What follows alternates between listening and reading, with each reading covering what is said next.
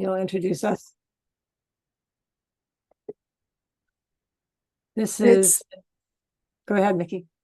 No, you go ahead. This is the NGL introduction for sharing impacts. I'm not remembering the full name, on September 17th, 2023. And here's Mickey. And since Trisha is here, I can ask you a question that I've always wanted to know and keep forgetting. Does it serve you to have the date first or the content first for knowing where to put the recordings? It doesn't impact knowing where to put the recordings. What is helpful at times is to hear what folder, like if you say 1B, whatever, but you might not know it. You not know that, yeah. Yep. Okay, thank you. Okay. Just ask one thing, Mickey. I just put the note in the chat for everyone about how to please name yourself if you do or do not, if you do not want to be in a breakout. And then I'll ask if we could remind people again shortly before breakouts, because some people may be joining a little bit later. That will help me manage the breakouts. Okay? Okay, yeah. Okay. All right. So this is the intro about sharing impacts, weaving togetherness, learning, and intimacy. And I welcome everyone who's not been here before, as well as people I'm seeing that I've seen many times, as well as people who have been watching recordings because they couldn't get on that particular time zone. So we're all here today in whatever configuration we are. And I would love to hear from a couple of people who have not been here before, if such exist. What drew you to the topic specifically? And if there aren't any people who have not been here before, then we'll hear from people who have. But I always like to connect with people for whom it is their first time. If there's anyone here who would like to share. It helps me know how to orient what I'm doing when I hear what people are here for.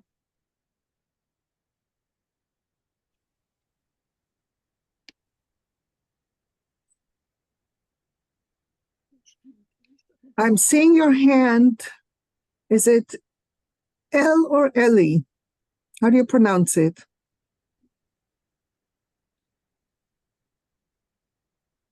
Hi, it's Ellie. Ellie. Hi, Ellie. Hi, Mickey. I've learned about your work from my dear friend Dee Packard, and yeah, I'm probably, like all of us here, interested in working towards global peace. And I studied some NVC with Marshall years ago. Ellie, I'm gonna try to ask you to focus on what is it about the topic of impact sharing in particular that draws you?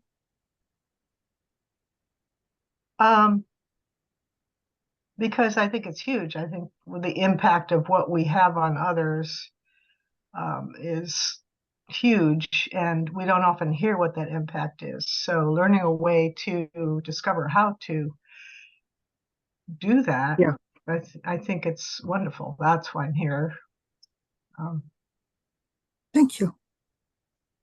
Thank you.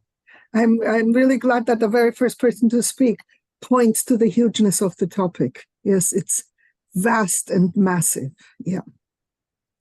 Thank you. Joan? You can't pretend you haven't been here, but it's okay. That's true. That's true. Hello, Mickey.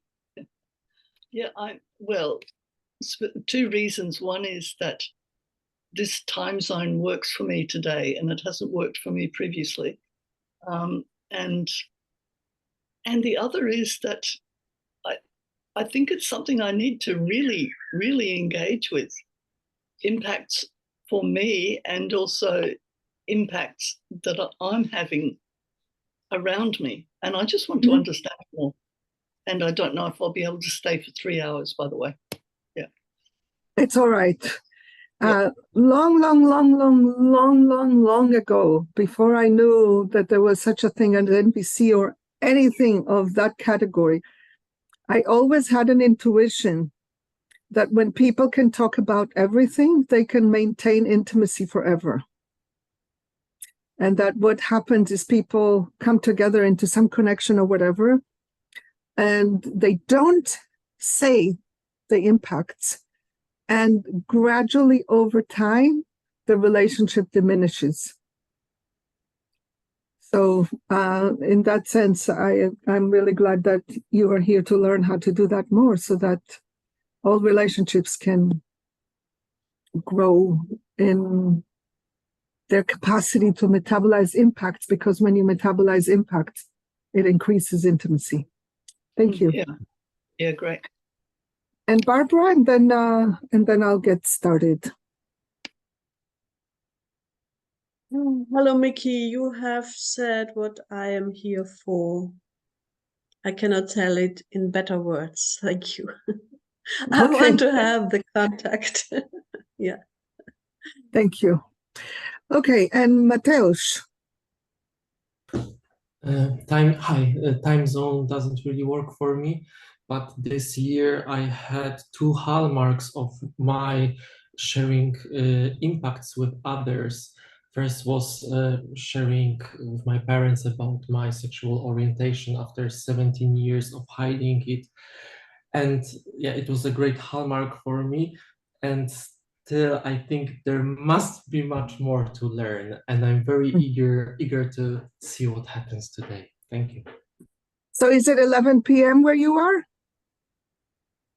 Yes, you know how to pronounce my Polish name, and you know what the Polish time is. I really appreciate it. Yes, thank you. All right.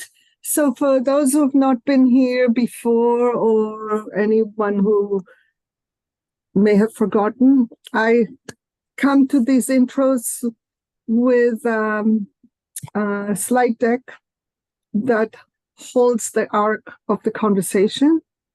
And I also am here for conversation, not for lecturing. So I go back and forth between the slides and this format of having conversations. And my experience is invariably, the more people speak, the more fun and learning there is for everyone.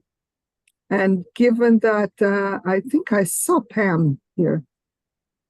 Pam is here. She's always going to ask a question that everyone benefits from. There you are.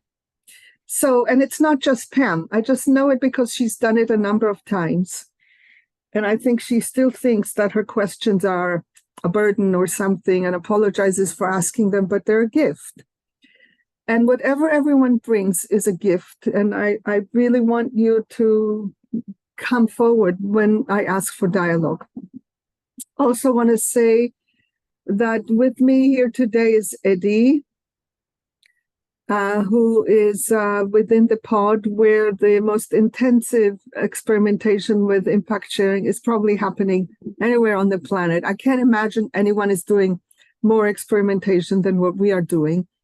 And he's going to participate whenever it makes sense for him to bring something from his experience or experimentation or what he has learned in other nodes within NGO. But primarily it's me. All right. So with that, I am now going to start. And this, no matter how many times I've done this, it always seems like magic to me when I press all the buttons. And there it is, and you can all see it. Are you seeing it? Yeah. Okay. So this thing about weaving togetherness, learning, and intimacy is not a random collection of nice words. It is the result of many years of experimenting and seeing how pivotal the practice of impact sharing is to any degree of realigning the human field at any scale with principles of life. Hopefully that will come across as we go. And I generally like to start each of these, anything that I do when I share things with people, I start with vision, then current reality, and then we see the gap and what we can do about it and the steps that we're taking. So the vision that I have for humans and that I have a complete and total belief is how we lived informally before the patriarchal turn, is that we basically just live. We do what we do individually, collectively. We just take care of needs, however it unfolds. And this is bound to have impacts. Just like, you walk through space, there are things in the space. Sooner or later, you will bang against one of them, and it's like, ouch. It happens. It's not like the thing wanted to hurt you. That's one of the things about the way children are related to that it bothers me a lot, is if a child bangs against something, then it's very common to say, bad table. What is going on there? The table didn't do anything. There was just a banging. But anyway, so in the vision, the palpable vision that I see is when our movement, our doing, our living, our expressing impacts others, the information is shared. And when the information is shared in this simple way, we remain in and increase high trust all the time, because we all know that impacts are going to happen. And the point is not to not have impacts. That's an impossible task. It's like, don't breathe. Basically, don't live, and then you maybe won't have impact. So there's co-holding. That's the togetherness. The togetherness is there's no pre-decision about what's going to happen. It comes from holding what is happening in togetherness. We are constantly learning about like, oh, this impacts you, this impacts you, this whatever, and now we know how to do. And we constantly get into more intimacy, which for me, intimacy is about knowing others and being known. The more I know you and you know me, the more intimacy we have. That's how I see it. So that's the vision. Simple. To a very large degree, we live this vision within our pod. Not completely, because there is patriarchal conditioning intertwined, which we'll get to. But in some very fundamental way, we live this. Most of the time in our current reality, we live in low trust environments, which means that information doesn't flow. Information about impacts doesn't flow. And how that happens is both on the macro scale and on the micro scale. On the macro scale, everything is set up to hide from us the impacts of our actions. It's a kind of like a paradoxical, contradictory thing. We are now at a period where our actions in point A on the globe impacts people in point B on the globe more than ever before, and yet we know about it less than ever before.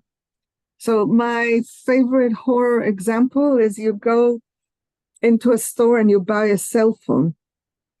There's nothing that tells you that as you buy the cell phone, you are reinforcing massive violence against women in the Congo. How would you know that?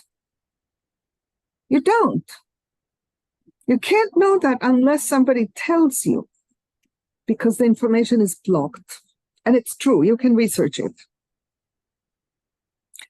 And within our small scale, we don't share the impact, even when we have it, when we feel it, when we know it. We absorb it instead of share it, and we react to it instead of receiving it, because of conflict avoidance, because of weakness around our sense of mattering, because of so many things that make it difficult to trust the process of impact sharing, and impact then registers as dangerous.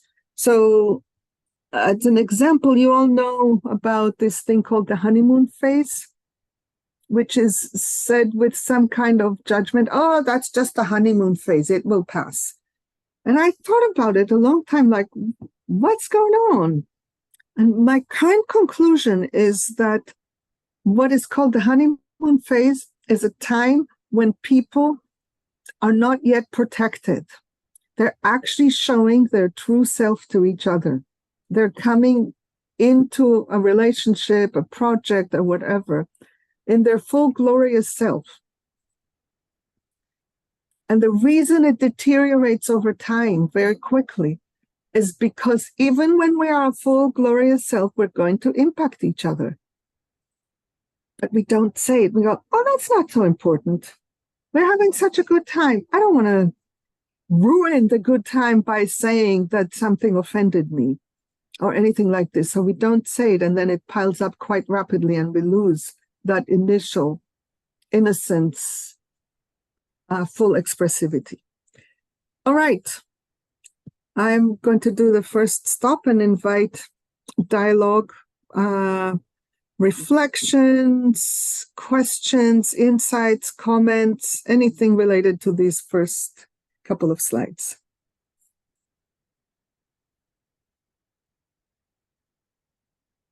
Yes, Mateusz. I know that you are impacted by the work of Umberto Maturana, which I'm digesting right now. And do you see any connection with this, with his distinction between organism and medium in which it lives? I think that you might, if you can say I something. love it. I love it that you're bringing this into here. And I will make it very brief because I think most people don't have the context. Evolution, the way that a lot of people look at it, is as if there is a niche, an environment that is fixed, and there's an organism that is just adapting to that environment. And the adaptation is where natural selection happens and evolution moves forward.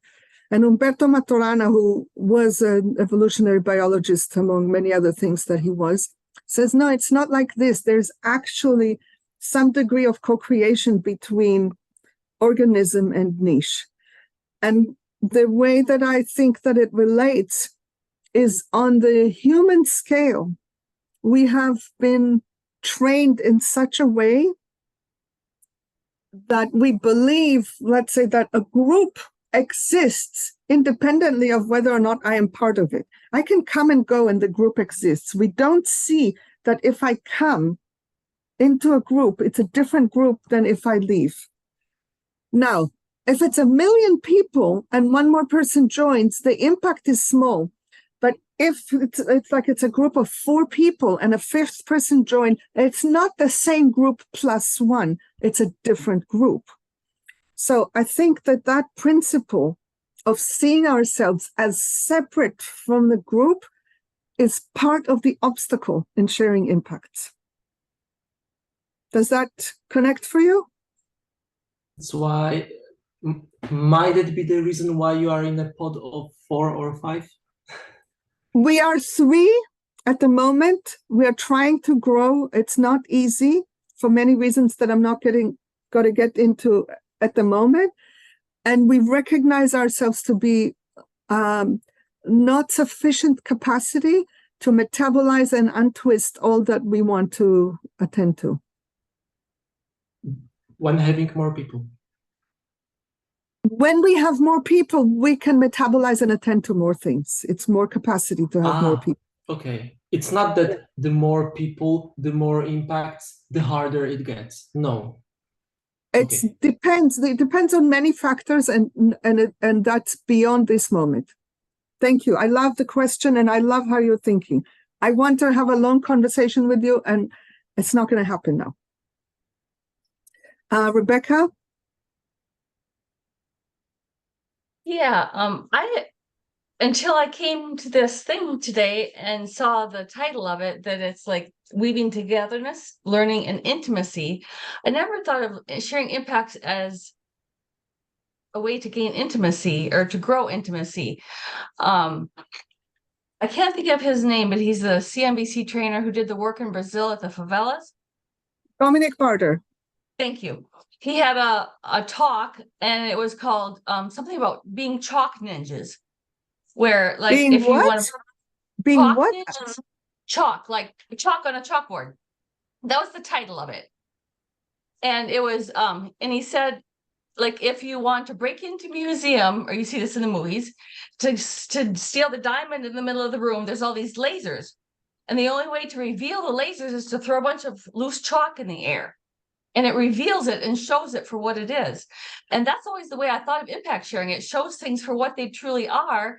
And then we would be less likely to harm each other. And so in that way, it's like a social change thing more. Do you have I don't Neither know. of them I think yes to what you're saying. Mm-hmm. And what I'm talking about here is I'm muting you, Rebecca, because there's feedback coming back. So just whenever you want to talk, just unmute. But when I talk, there's feedback. So that's why I paused. So on the small scale, I'm talking about impact sharing on the small scale as an interpersonal and group practice, not impact sharing on the social change where you're basically pushing information out, making harm visible. It's a different layer, but neither of them contradicts the other, and the skills for one add to the skills for the other. For example, a lot of times when people expose impacts on the systemic layer, they do it without love.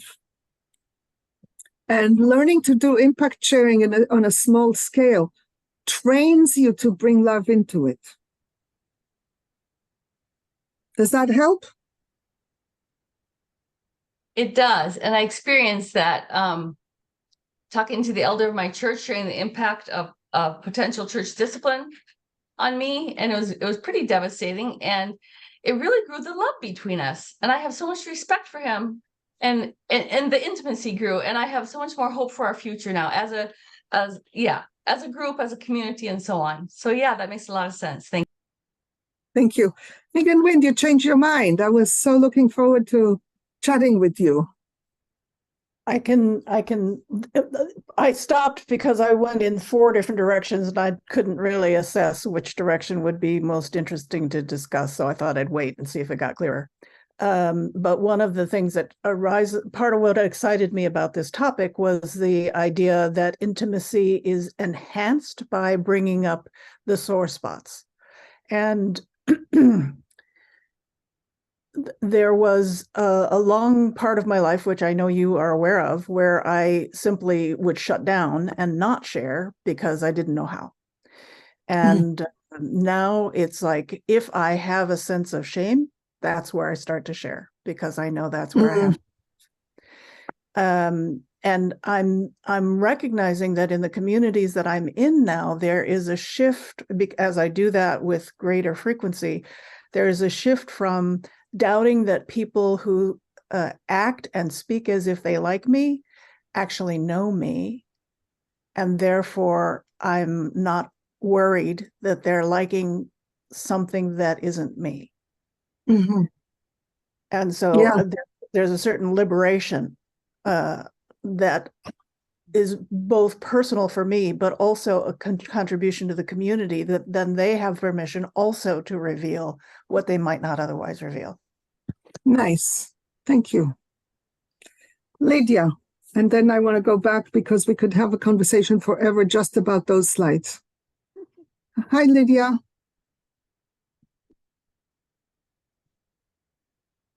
Oh, you're muted, Lydia. Thank you.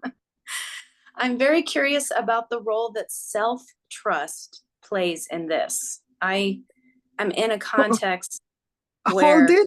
Hold it, because it will come in handy later when we talk about the specifics. Great. All right, going back to the slides.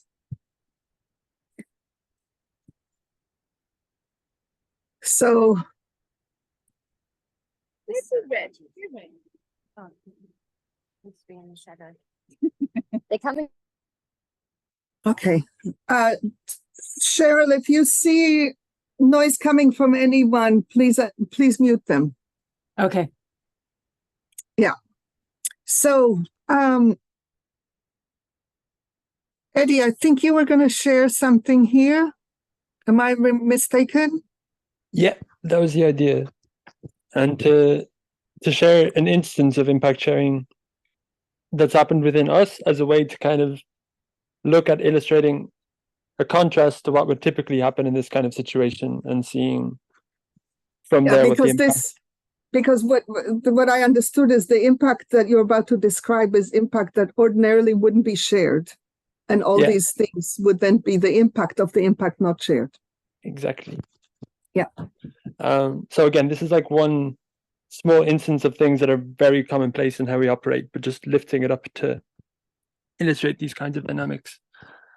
And it was a thing that happened a couple of months ago where there was another male in our community who kind of brought forward a certain conceptual question at the dinner table, and I responded to it really quickly. It was something I'd thought about and I had thoughts on, and I shared them.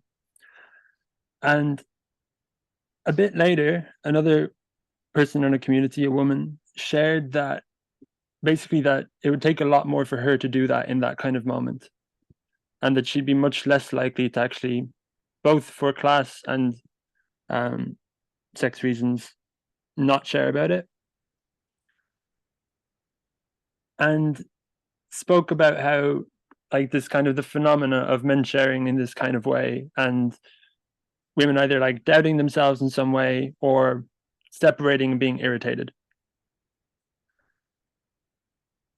I just want to pause for a second, Eddie, on two practical things. One is if there's a curtain or something behind you that you can close, there's a bright light. I think I'll just turn this way then. Great. That was one. Second is, are you in any way going to be pointing to the slide as you talk? As in giving, like referencing the slide and the content of the slide? Yeah. Yeah. Because if, okay. And then I also am curious, I'm going to exit this for just 1 second to just get a sense. How many people are familiar with the phenomenon that Eddie just mentioned? A question is asked, a man answers, and a woman is less likely to. Okay, known. Great. I'm going to go back now. Yeah. Okay, go for it, Eddie. Okay. So in this instance, Emma shared it. This person shared it. And it's okay. You and Emma are always exposed. That's part of the occupational hazard of being in a pod with me. And there was this whole kind of excavation that happened, and all of us landing in togetherness about it. And there was mourning, there was a lot of information, there was lots of things that came from this kind of thing being shared. And that kind of experience happening in that kind of way isn't super common, at least in my experience. And if it had gone down this separate thing of maybe this interaction happening, no one saying anything about it, maybe afterwards some people speaking amongst themselves around it being another instance of this happening and judging me in this particular case, or just not saying anything and it kind of stewing within them, overall the field would have less togetherness. Also within it, I remember like a particularly like thing that really struck with me was us unpacking how women might speak with more hesitancy more because they're so frequently not like oriented to and taken seriously, and that has a reinforcing feedback loop maybe where they also might be taken less seriously, which will further have them bring forward a self-doubt and a naming of this whole phenomenon which I hadn't known or thought of so much, and the learning of that. And we also came to an agreement there that if there were these kinds of questions that men wouldn't answer first, and that it would be a space for women to have more of a space to actually bring their voice. There was the intimacy of getting to know these kinds of dynamics and the field and all the truth that kind of came from that, and a very clear undermining of the typical status quo. So in the absence of this, in it not being shared, all of these things would have been, yeah, just significantly more impacted. I'm wondering, Mickey, if you have anything additional you want to add to that? No, I think the rest of it through conversation before moving to the next slide. I'm appreciating that we have such a vivid and easily recognizable example, because it is this, that the phenomenon has two layers to it. One is everyone recognizes that it happens, and second layer, it is rarely talked about. Even among women, it's like can be sometimes talked about in like this kind of like derision and exasperation with men, but not in any kind of like, what are we going to do about it? How are we going to orient to the men in our life to do something? It's within a disempowered context more often than not. You all recognize what I'm talking about. The men probably go like, how? I never heard about it. Of course, that's part of the phenomenon. Valerie.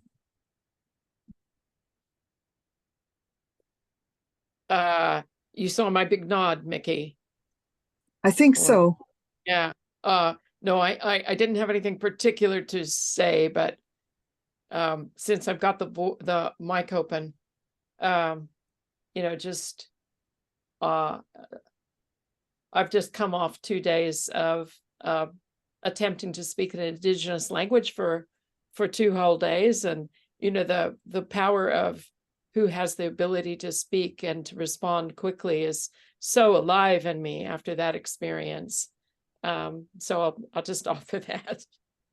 Thank you. Thank you. Rachel.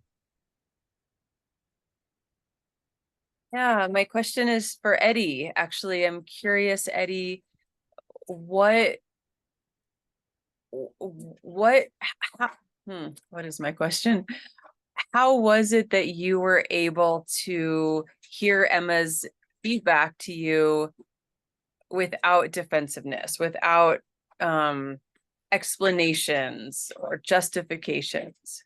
I'm going to intercept the question and say, we're going to talk about this later. It's within the slides coming up as a topic. So I want to not get into it at the moment, other than to say he's had a lot of practice. And he has a very big Zen Buddhist practice within him. And we are really investigating what is the irreducible essential quality, because we can't say everybody go do Zen practice. That's not the thing. But there's something within serious Zen practice that is an essential quality, and we're still trying to tease out exactly what that is so that people can gain that quality through various pathways. But those are the two things: years of experience and years of Buddhist practice, and more later. All right. Going next to the promise of impact sharing. Oh, I want to pause for a moment, because I am speaking over so many layers of grief about what isn't happening in the human field and what is happening instead in the human field, and they're packed into this. The practice of impact sharing is absolutely central to the work that we are doing and offering. I think it's an indispensable tool for restoring us to any sanity.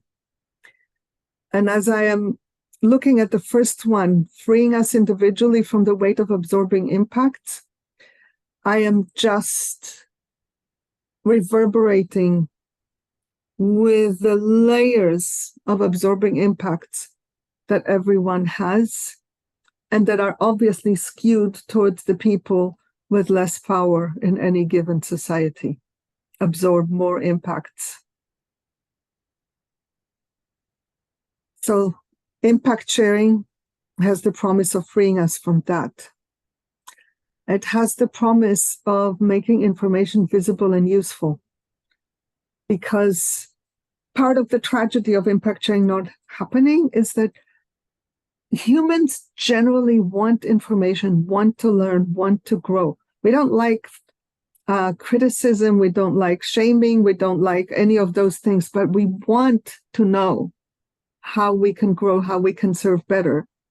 And when we do impact sharing, we make that much more possible. When we do impact sharing within capacity, it grows trust. This is the most important thing to learn about impact sharing. We had a number of experiences over the years of doing impact sharing beyond people's capacity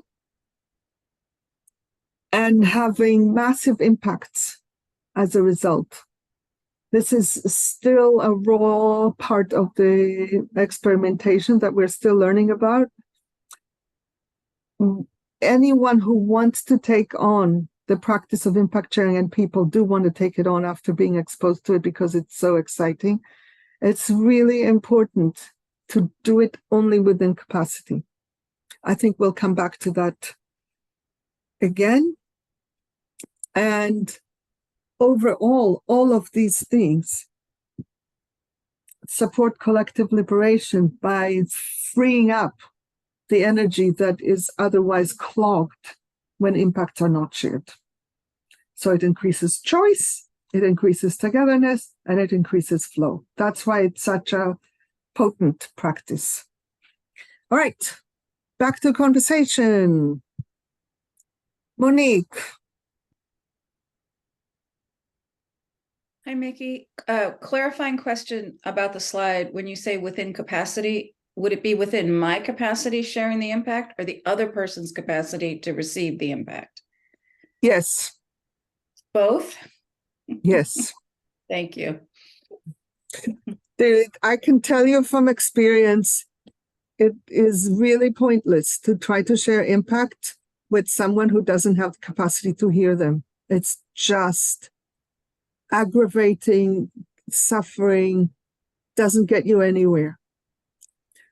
It doesn't mean how to, for me to be able to increase my capacity to tolerate that in other people. Not today. This isn't.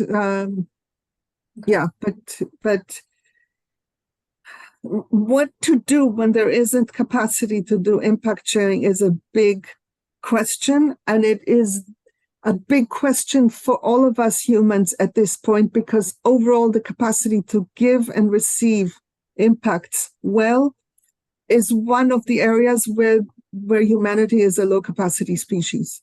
Yeah. It's the conundrum is it's one of the most necessary practices and one of the ones where we have the least capacity. Not a simple situation to be in. We'll get more into that over this. Mateusz, there's a lot of interest today, and I still have a whole bunch of slides, so I'm not going to take second questions unless it's a pure clarifying question. Katerina. Questions that you ask yourself to determine whether you have the capacity to bring the impact or whether the other person has the capacity to receive it. How do you determine? Yeah. I think we will talk about it overall, like what is necessary, what does it take to do it, and I think it will become clearer there. Okay. This is a vast and complex topic, so the slides are designed to introduce it in layers, so that we have something to stand on before we go deeper. Right.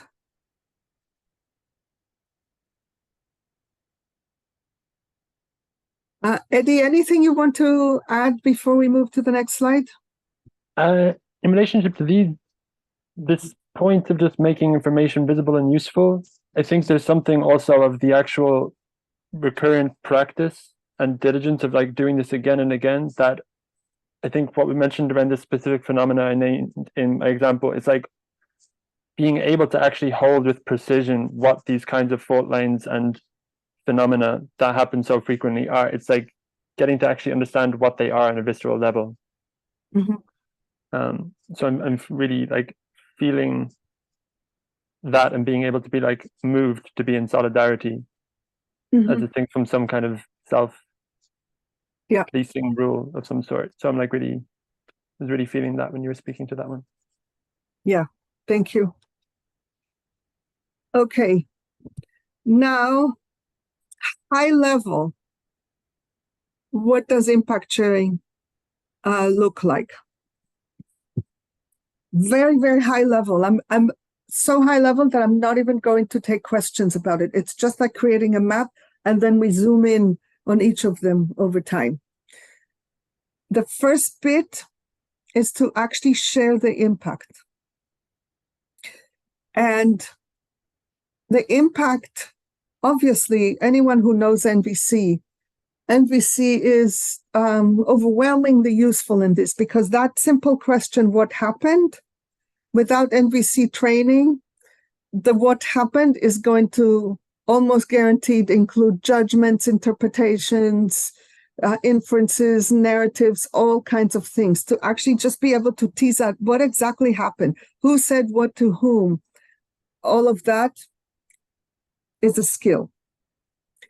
Then comes the meaning that we assign to it. Because the impact fundamentally, except for physical material things, the impact is always filtered through meaning. The same thing that is done to 5 different people will have different impacts, because they will make different meaning of it. And then the last thing is what the impact actually is, which means talking about me, not about the other person. You know me. I've been around the block. Those who have been around me for many years know how much skill and capacity I have. I'm still learning to speak with precision about what the impact is, that it has nothing within it about the other person. I'm still likely to include the other person in some way when I talk about what the impact is.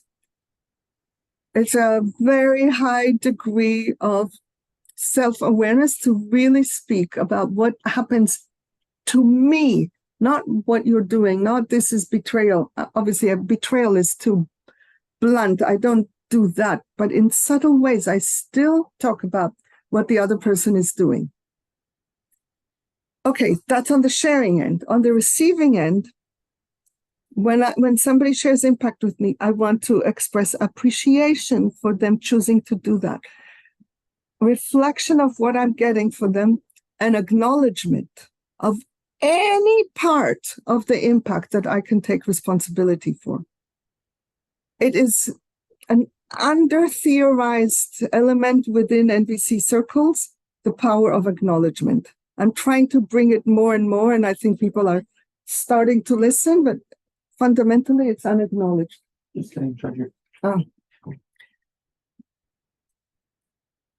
case you don't know, Eddie and I are in the same house, so as he moves, I see him suddenly when he was behind the door. So what's happening? Okay. Then once this happens and there's a settling of the field, then we can calibrate the meaning making and reach co-holding of what is actually going on. What happened that we can both look at.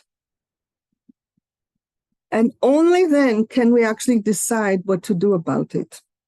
There's nothing that says you did something, I share impact, and therefore you have to change. That's not impact sharing, that's a demand. So those are the elements of impact sharing. and I think I will get in, but I only want clarifying questions, not what happens if, just simple clarifying questions if they exist, because the rest will come later. Dylan? Yes, thank you. The acknowledgement piece, would you be willing to say what that, acknowledging that, yes, I can see how what I did impacted you or hurt you or something like that. I can see that and be sad. Is that the acknowledgement that you're speaking to? Eddie, can you give an example? Me? Eddie. Oh, Eddie. Oh, thank you. Say the one that we actually have used already, that interaction where Emma brought forward what she did, acknowledging that this is a thing, that this happens and that it happened again, that it could be like all the feelings that might accompany this repeated pattern, just affirming the actual experience of the impact, and also like through that establishing kind of I'm with you in it, a sense of being with, and that we're co-holding it. I don't know if that. Thank you. So a sense of being with and acknowledging that, yes, it happened, as opposed to that didn't happen, you're crazy or something like that. Thank you. I appreciate it. Thank you for the clarity. Mm-hmm. One of the pieces that I thought was quite helpful, I remember with acknowledgement, something around seeing the relationship between the action and the impact that it had, like actually affirming the relationship between those two things was a frame that was helpful for me in thinking of acknowledgements. And it can even be that I didn't actually do the thing that you say that I did, but there was something else going on, and I can see the relationship between something within me and something within the impact. That already settles the field. Mateusz, it's a clarifying question. Would you give a short example of impact sharing done beyond the capacity? I cannot imagine it. I'm going to look at, you have an example, Eddie? I can just keep, we have the one that we've given, but if I were to respond to the impact that was shared with reaction, with defensiveness, with a sense of just like complete, like that wasn't happening, you're just being reactive, you're making up things, and then not as a receiving side, as the side which shares the impact. Yeah. If my only two options are to shut up and absorb or to lash out and attack you, I don't have capacity to share impacts. Clear, we can move on. Yeah. And this brings us directly to the next slide, which I think we're going to study for a bit. The next slide is not this, and this is one time when I so want to acknowledge Sabrina.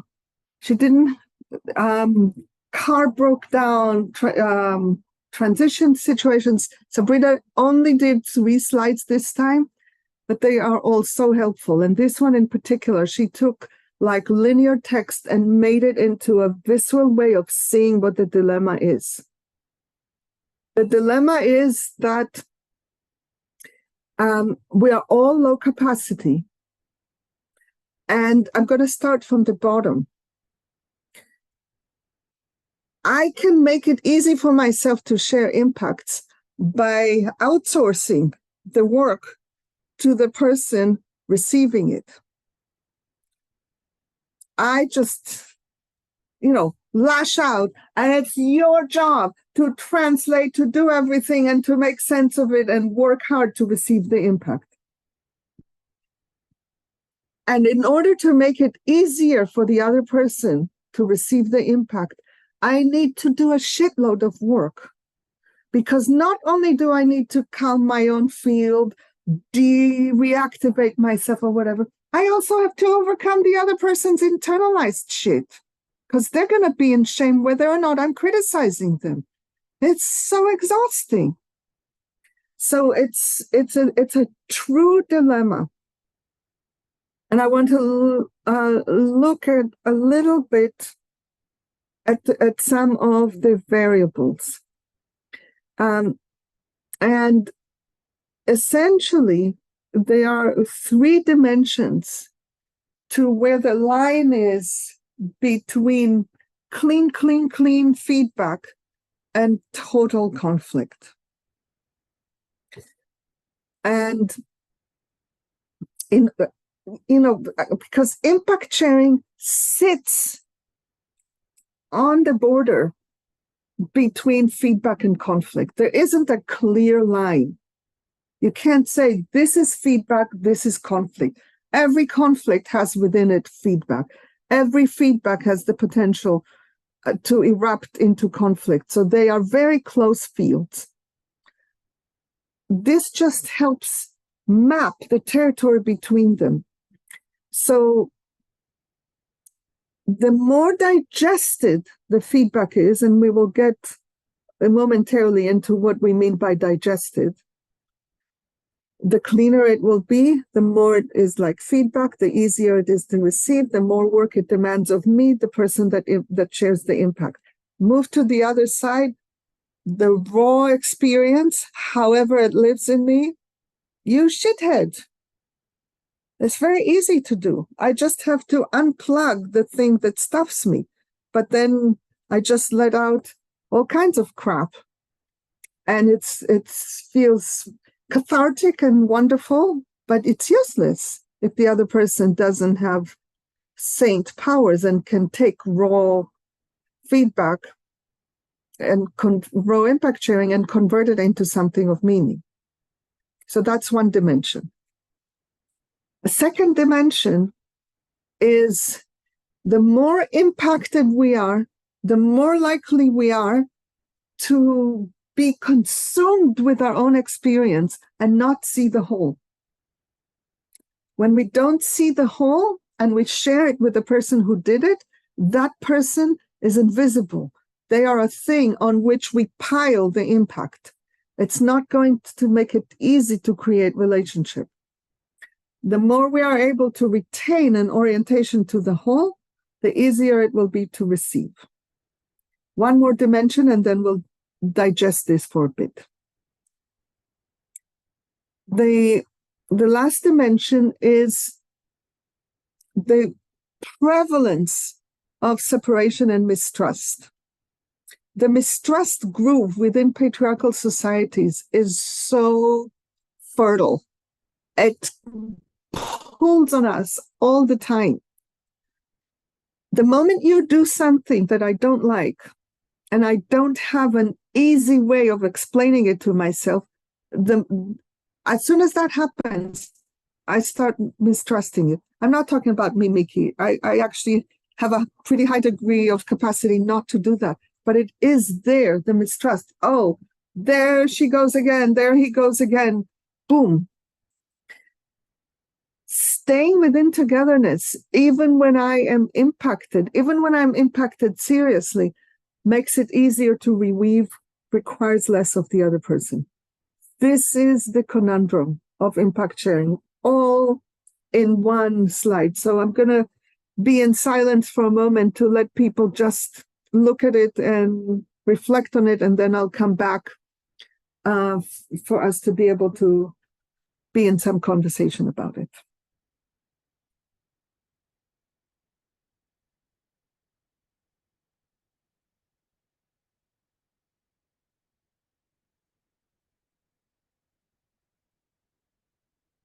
All right.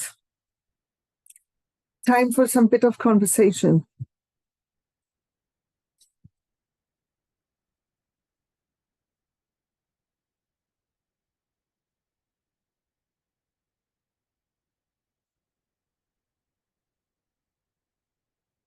Sarah.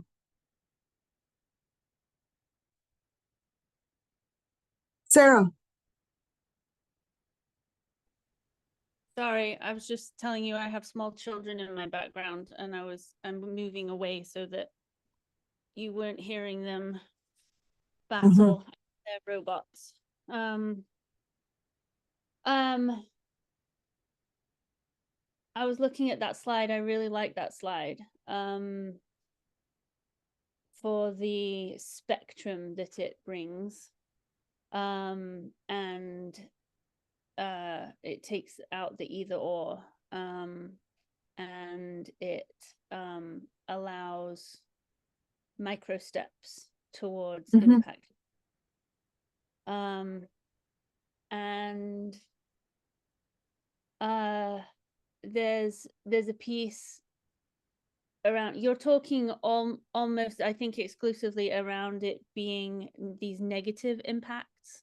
And there was, just as I was looking at that slide, it made me think, actually, this could work for positive impacts too. Absolutely. And so Yeah. you did thing, and I'm actually going to credit Rachel and Pam here, because they often will say to me, did you share that positive thing with the person that you're talking about?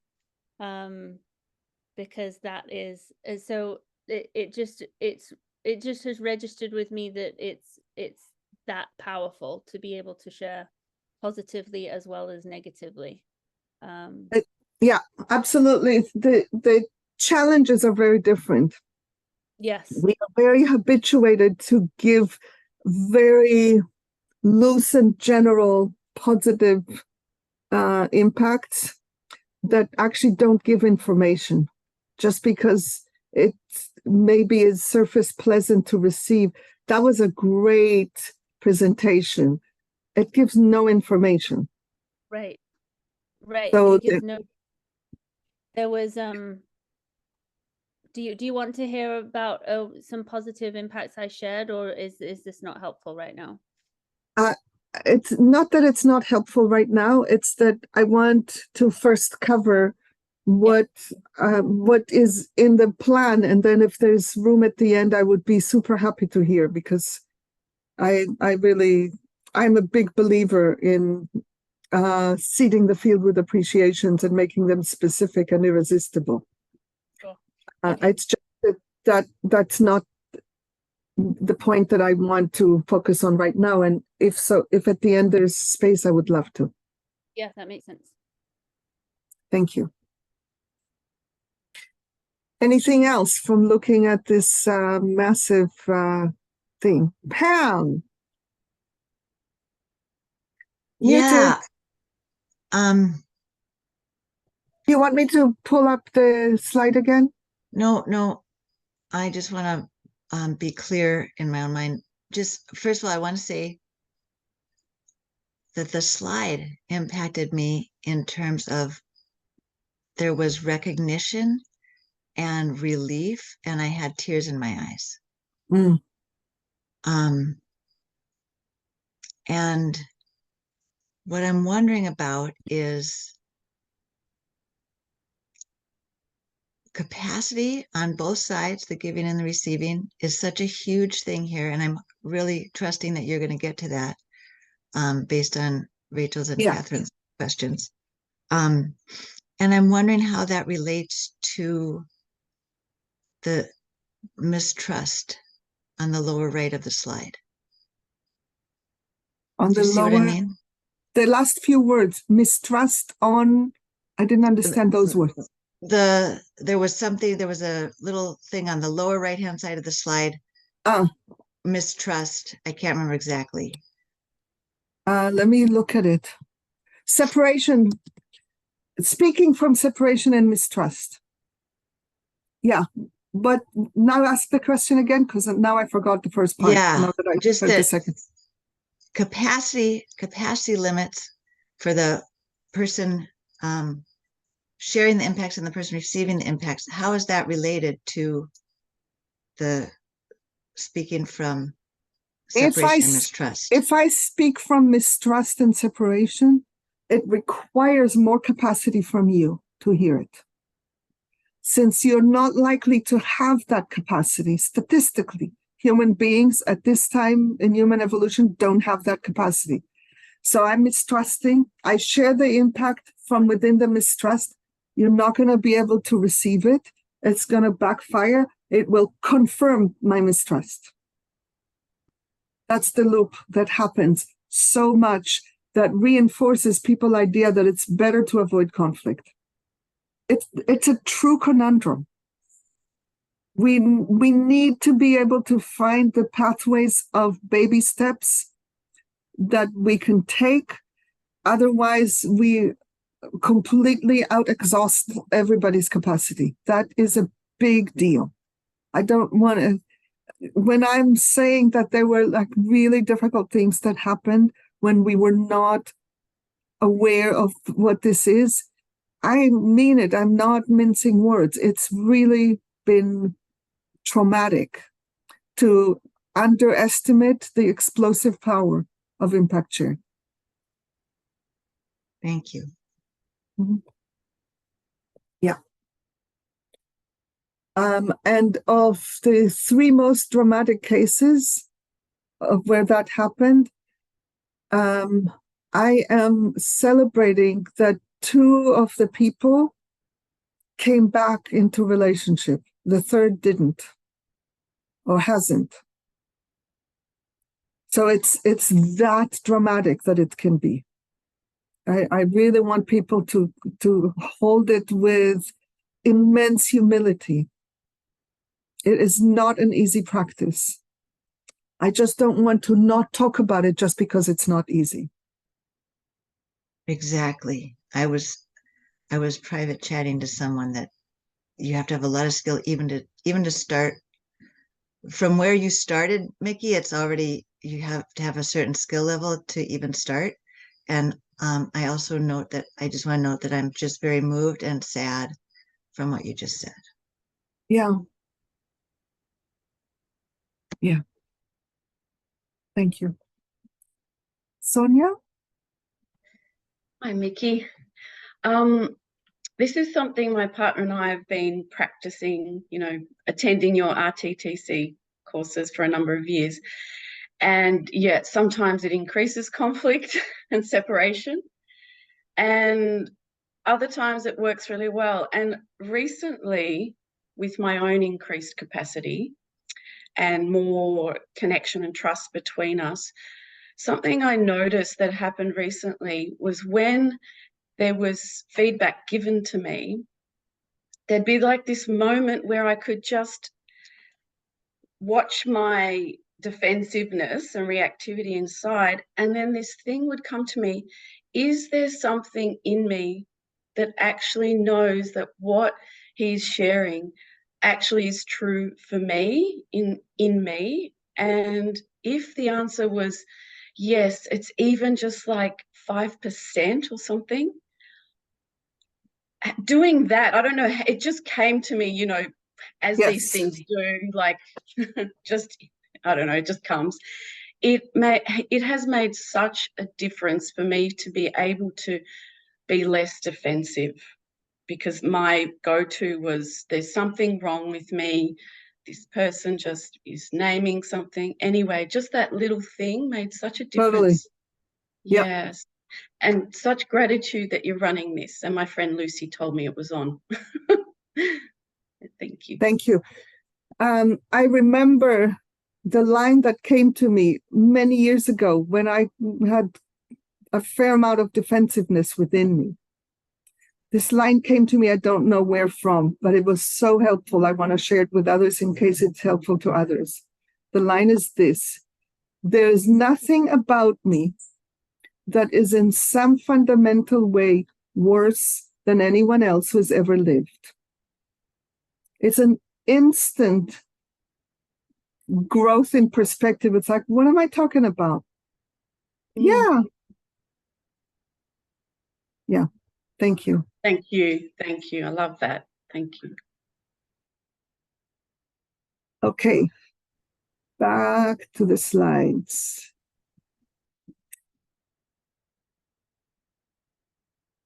So now we're going to talk about impact digestion.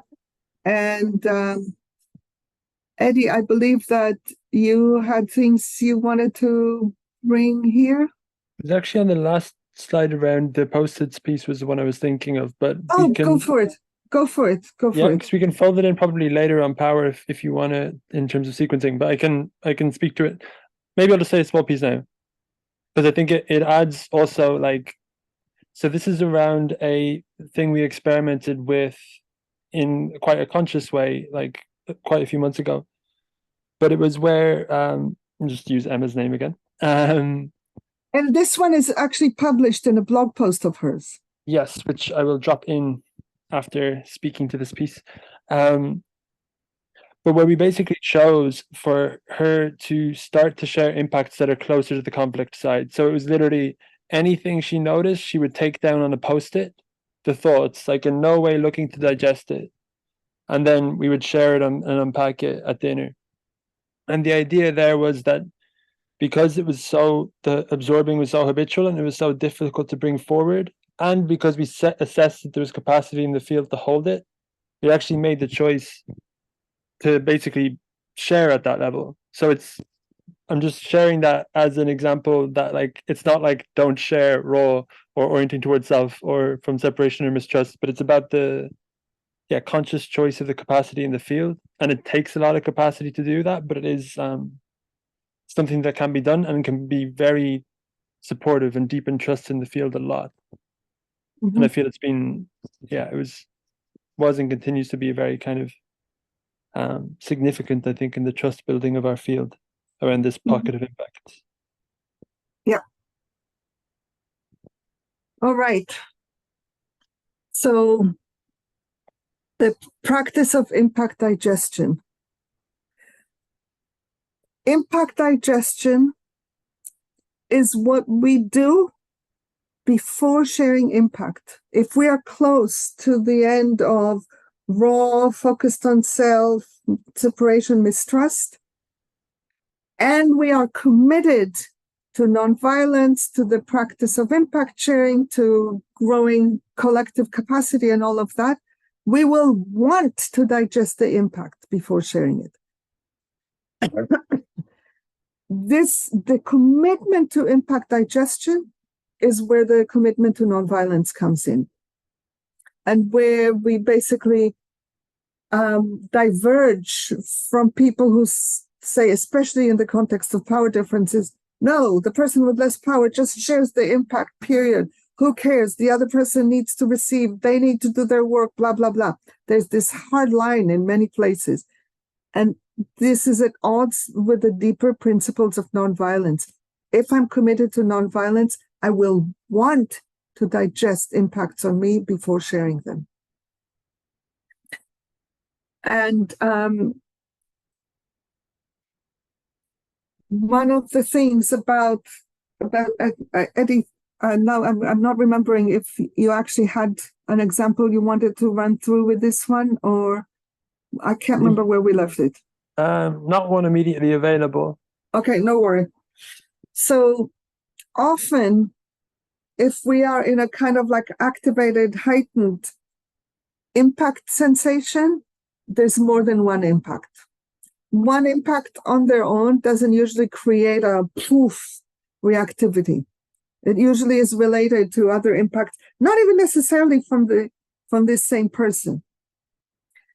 It is an amazing discipline to choose one and work with it all the way, because it changes the field, and other pieces, if they're still there, can be shared later within a space of trust and togetherness with very little difficulty.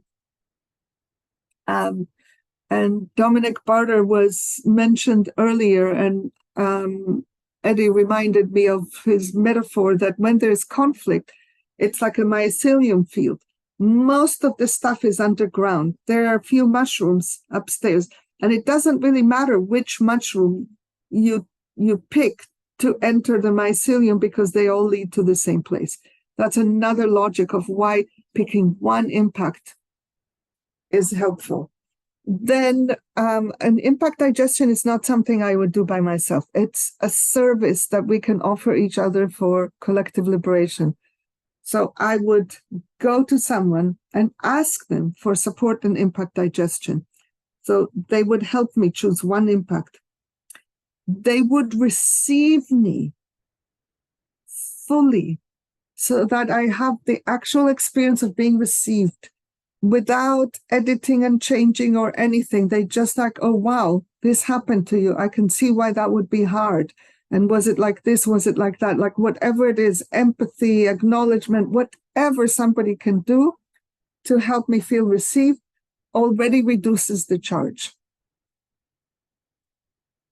Another piece is whatever narratives I have about the other person, what things mean or whatever, they all point to needs. And the more I can connect with the needs, the more I am in my power and in a place of overall life connection, and the more I can share from there in a relaxed way. Next is bringing in a systemic perspective. It is amazing how many impacts are not actually personal. They have to do with either local or larger systems and different things that happen within those systems that create likely impacts in certain contexts. So bringing in a systemic perspective can again lower the charge, bring more tenderness. Then there's the leap of telling the other person's story. So you impacted me. This third person is helping me with impact digestion, and they will invite me to tell your story. You, the person who impacted me, tell your story as part of my impact digestion, because that is a powerful way of breaking down the separation and mistrust. If I can make sense of your experience, even if I don't like what you did. And when I'm done with all of this, I can choose, what's my purpose? Why do I want to share this impact with you? And that helps me orient to how to do it. All right. Time for conversation. If I have some additional pieces to it, will I add them now? Sure. Do you want me to go back to the slide? Yeah, if you can, just so I have Absolutely. One is actually, it is elaborating on what you shared, but I want to highlight it because I think it speaks to the capacity piece, and it's a slightly different angle. But the piece of choosing one impact, this specific thing that if we follow through something entirely that is within capacity within the field, like the whole system feeling more resilient and robust to be able to metabolize further ones, and like looking to select one that feels like it's at that kind of capacity edge, I've found to be very significant, and just wanted to highlight that because the capacity question was, yeah. And I have an example, which is there's an impact field that we have with someone who used to be with us and is no longer with us, and we are in a very positive relationship and part of a larger project together still. And there were 3 massive impacts from that person to me. And it was part of why we're no longer together, is it was completely outside capacity for that person to fully receive and acknowledge the impact, metabolize it, do anything with it. We did a lot of work in the collective field to identify the 3 impacts, blah, blah, blah. And at a certain point, he was able to offer acknowledgements in relation to one of the 3 impacts. The other 2 are still unmetabolized, still pending. And the acknowledgement of the one impact is already enough for us to be able to function in warmth and affection that in some ways are even greater than before the impacts happen. Yeah, that's an example that I have that is very visceral for me. Yeah. Noor? Hi, Mickey. I have a couple of questions that come up, so just give me a moment to articulate it, and then you can just, I'll ask you the one that's a priority. One of the things that I've struggled with in the past is kind of like overly digesting feedback, like the impact on myself, and then kind of absorbing it and not sharing because I'm not trusting the other person can receive it. But and it's not just me digesting. Sometimes I have enlisted another, but there's like a fear that it could rock the field. And so it's at an expense to myself. And I struggle sometimes to, I think it's because I'm still learning how to do impact sharing within capacity, if I'm being honest, when I hear what you say. So, but this is something I'm thinking about. And then the other thing I'm thinking about is, you know, one big question I have is, I know that I can process some things on, process things on my own. And, so sometimes there's a question of, is this something to take or is it not to take? Is this something I just process on my own and it's done? And I'm really unclear about it, because I know that even if I process something, if I do share within capacity and it's received, it does increase closeness. And I love that. But sometimes it's kind of like the expression picking your battles, but it doesn't, I'm sure you're going to say that it doesn't make sense to use here, because this is about increasing intimacy. But sometimes that comes up for me of like, how much do I process on my own and not share versus take the risk? And right now what I'm thinking is within capacity, if like maybe the answer is really about assessing capacity. So that's another thing. Yeah. So I would say this. I can, if I have, solid practices, I can digest impacts within myself, release them, even have tenderness for the other person, and have inner peace.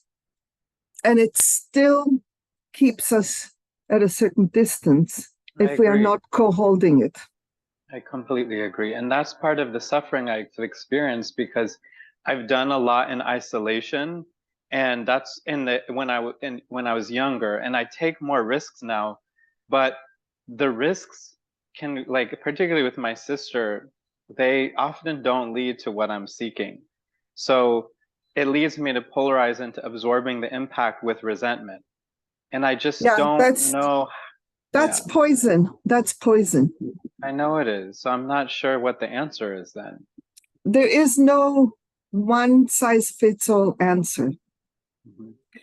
I can give you a practice, which is a tough practice. And the tough practice is, you want to share the impacts, support the other person's capacity to receive it. Okay. Can you give an example, or like what would that look like to support their capacity to receive it? Offering them acknowledgments for how hard it is to hear this. Okay. Offering them empathy and tenderness for whatever might have led to their action. Orient to them, even as you share impacts about you. I love that. That's so helpful. I would like to practice that.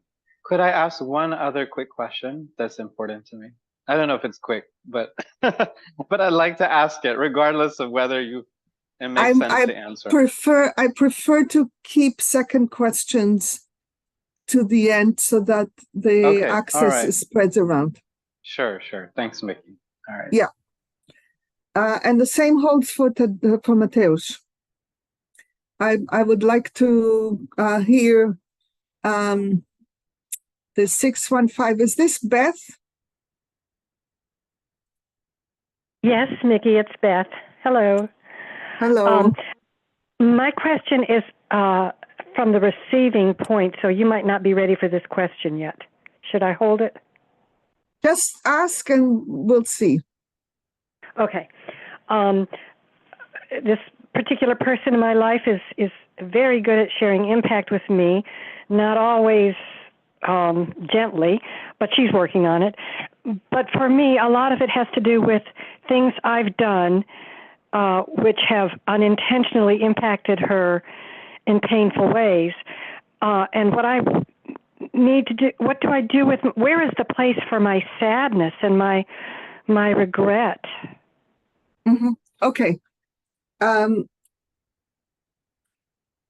will say one simple thing now, and then maybe more will come later, which is and I don't know if this will make sense to you. If it doesn't, then I would like to wait. If it does, then it will help, which is when I express, I can express from a place of orienting to the other person, or I can express from a place of orienting to me. It's like, where is the energy going? If I'm expressing sadness and I somehow want the other person to reassure me that it's okay, that kind of sadness I wouldn't want to share as part of impact sharing. Mm-hmm. If I express sadness because somehow I want the other person to get a visceral experience of how much it matters, that they are not alone dealing with this, that I'm holding it and it matters to me, that's an orientation to the other person. Wow. And just when you shared those two things, the last piece, I felt a response in my body, my throat tightening, my eyes starting to tear up. So I think the second one is where it's coming from. Yeah. And then I would venture to share it. Okay. Thank you. Uh-huh. Harry. Hi. I was not thrown in. I got a crash course in impact sharing with no kidding with 3 other people that had been practicing or experimenting with impact sharing for a while. And that's us in case you don't get the hint. Terry was with us for a month in Turkey. Yeah. So I had not 3 other people. So you were with 6 people who were doing impact sharing for a while. Wow. So I had never heard of impact sharing. So I was observing this for a few days. And then every day they would ask, does anyone have any impacts? And so I don't know how many days I'd been listening, maybe 3 to 5 days. And then I was like, I have an impact. And they were all so excited because I had an impact with one of them. But they were all really excited that I was, so new to this and I was ready to experience it. Well, I said that this impact was pretty small, so I probably didn't need to digest it.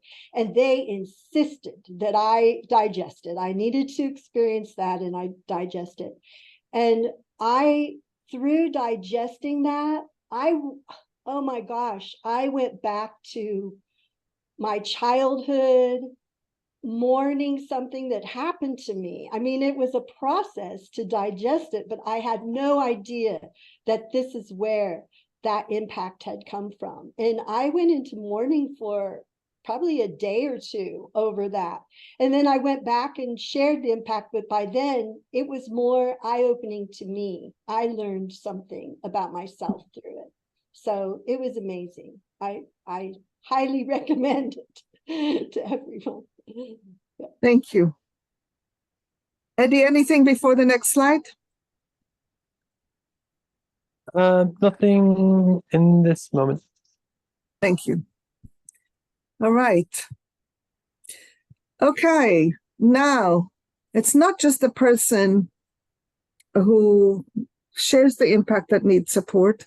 It's also the person who receives the impact that needs support. Yes. Oh, Mickey, I did have something. Go for it. This is one more piece around impact digestion of like really feeling it more and more of this practice of like clarifying our experience ultimately, but also opening up into humility so that when we actually come into the impact sharing, we're both like clear within us and simultaneously open to us having a particular perspective and being open to other perspectives, and something of that openness and receptivity that the digestion supports. Just a piece I wanted to also name. Thank you. Okay, so receiving impact, support for receiving impact, which can happen whether or not the impact was digested first. That support is to this is where the thing about defensiveness comes in. Whoever was talking about it before, perk your ears now. When we hear impact, that our actions resulted in impact, everything that's ever happened about there's something wrong with us, if that lives in us, it's going to come up. We're going to think it's something wrong with me. And the first layer of assistance is to uncouple actions from person. Maybe I did something that resulted in impact, but it doesn't say anything about me as a human being. That's the first layer. Second layer, if we take seriously the deepest premise of NVC, which is that everything that every human being has ever done is an attempt to meet human needs that all humans share. It's such a deep trust in life premise. If we take it seriously, we can receive support to bring tenderness to whatever led to whatever actions or inactions resulted in the impact. And you notice that I'm using language of led to impact, resulted in impact, ended up in impact or whatever. I never say cause impact, because that causal link is too close to the wrongness link. And because when we say cause, we skip over the meaning making that happens on the other side. Third layer, which is kind of a subset of the second, is bringing in a systemic perspective. So, for example, in this Post-it notes and other things, there's a lot of tenderness that we all bring to Eddie and support him in bringing to himself, that a lot of the things that he does, he was trained to do systemically, like every male is trained to do. And that training is traumatic. It's not like men enjoy male training. It's debilitating. It's a lot of suffering. So there can be tenderness that comes from the systemic perspective. This isn't me. This is something I've been trained to do systemically. And one more piece of support for receiving impact is getting practice in offering acknowledgement and appreciation so that they become in flow, they are genuine, authentic, real, specific. Those are the pieces about receiving impacts. All right, questions? Terry, your hand is up from before. Hello. Okay. Just a quick question, Mickey, from the chat. Do you have a sense of whether we might take any break and or around what time you might want to do the breakouts? Yes, definitely break. I think this slide and one more slide, and then we can take a break. So maybe 3:45 or so. I am not in the business of predicting, but my guess is it would be within that. All right. Thanks. All right. Thanks. Thank you, Cheryl. Yes, Leslie. So, Mickey, I'm just intrigued by that last seed point on the slide. Receiving impact, build my capacity for appreciation and acknowledgement. Is that for appreciating that they're sharing the impact with me, so that I'm more likely to do that, whatever response or reaction I might be having, I can come with the gratitude that you're trusting me enough to tell me. Exactly. Okay. It is amazing how much we forget to do appreciations, and they lubricate relational fields. Yeah. And the other thing is, it reminds me that I am, in fact, grateful that this is coming to me. Yes. Yes. I don't want anyone ever to appreciate anyone else in a way that isn't genuine. If I really, yeah.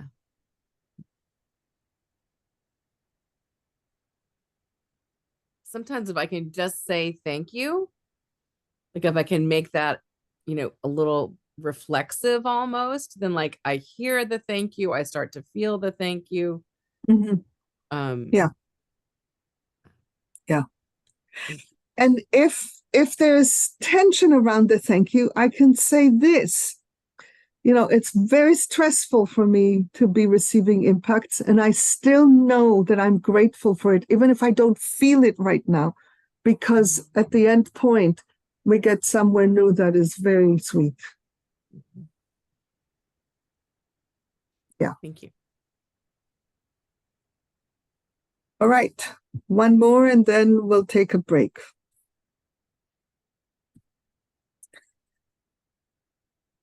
Okay. Why acknowledgements are powerful.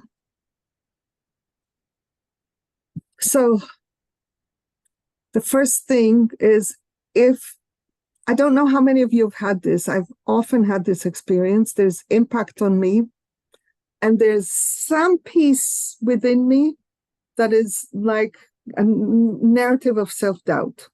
Like, is it really that important? Did it really happen? Da da da da da. Oh, na na na na na. And if somebody else acknowledges it, it settles that self-doubt, that crazy me. Yeah, that thing did really happen. There's a reason why I'm feeling distressed. Second is when an impact is acknowledged, we take off the layer of aloneness. Every time we experience anything, there's the experience itself, and then there's the layer of, am I alone with it or not?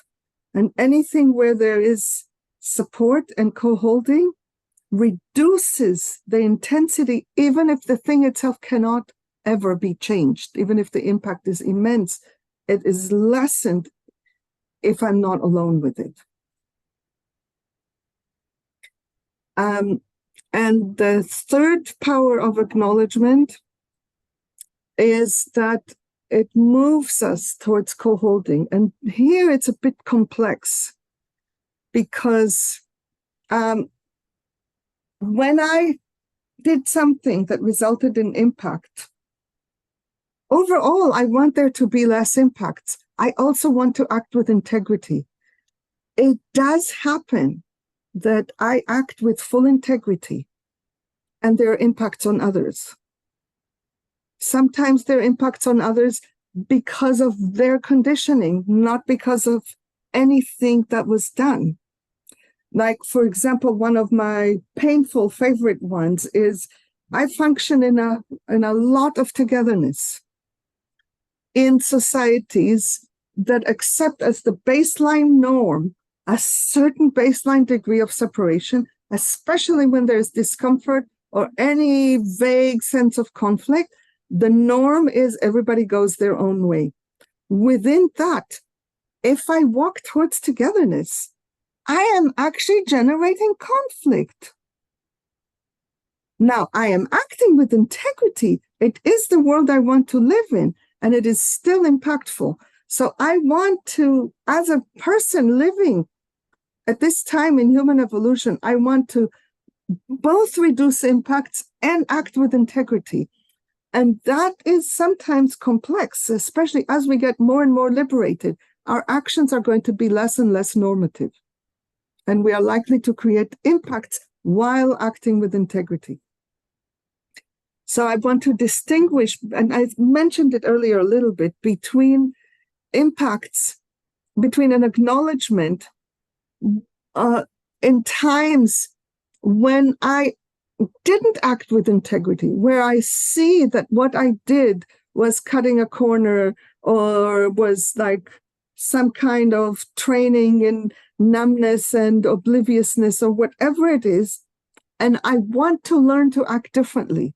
That's very different kind of acknowledgement from an acknowledgement that I would give when I stand behind my actions and I'm still sad about there being impact. It's a different kind of co-holding. So this is the power of acknowledgements the powers that I'm aware of so far. And now let's let's collect whatever is in the field at the moment, then do a break. You And just then have one go ahead. image, which is just quite strong. It's an expression of all that was just shared, but really seeing acknowledgements in a way as like threads within a relational field, and especially an impact that each one is like kind of connecting us in some way, so that we can actually, even if the impact is there, it's like being able to be together and actually have the togetherness to hold it and see how to do. It was just an image that was quite strong when you sharing it. Thank you. I like it. Can you Let's put see that if there- slide up one more time? The acknowledgements. Yes, I will. And meanwhile, I also want to invite people who haven't yet participated to raise their hand if you have a question. Because like I said, I want to distribute. I do completely want to hear your questions. And if there are questions from other people, I will take them first. Shana, enough? Yes, thank you. Okay. So Pam.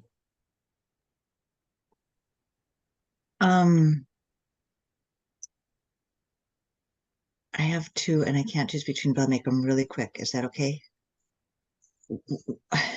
One is what you just said about if I have sadness, sometimes the other person cannot receive my regret if I don't regret that I did it, that I did the action.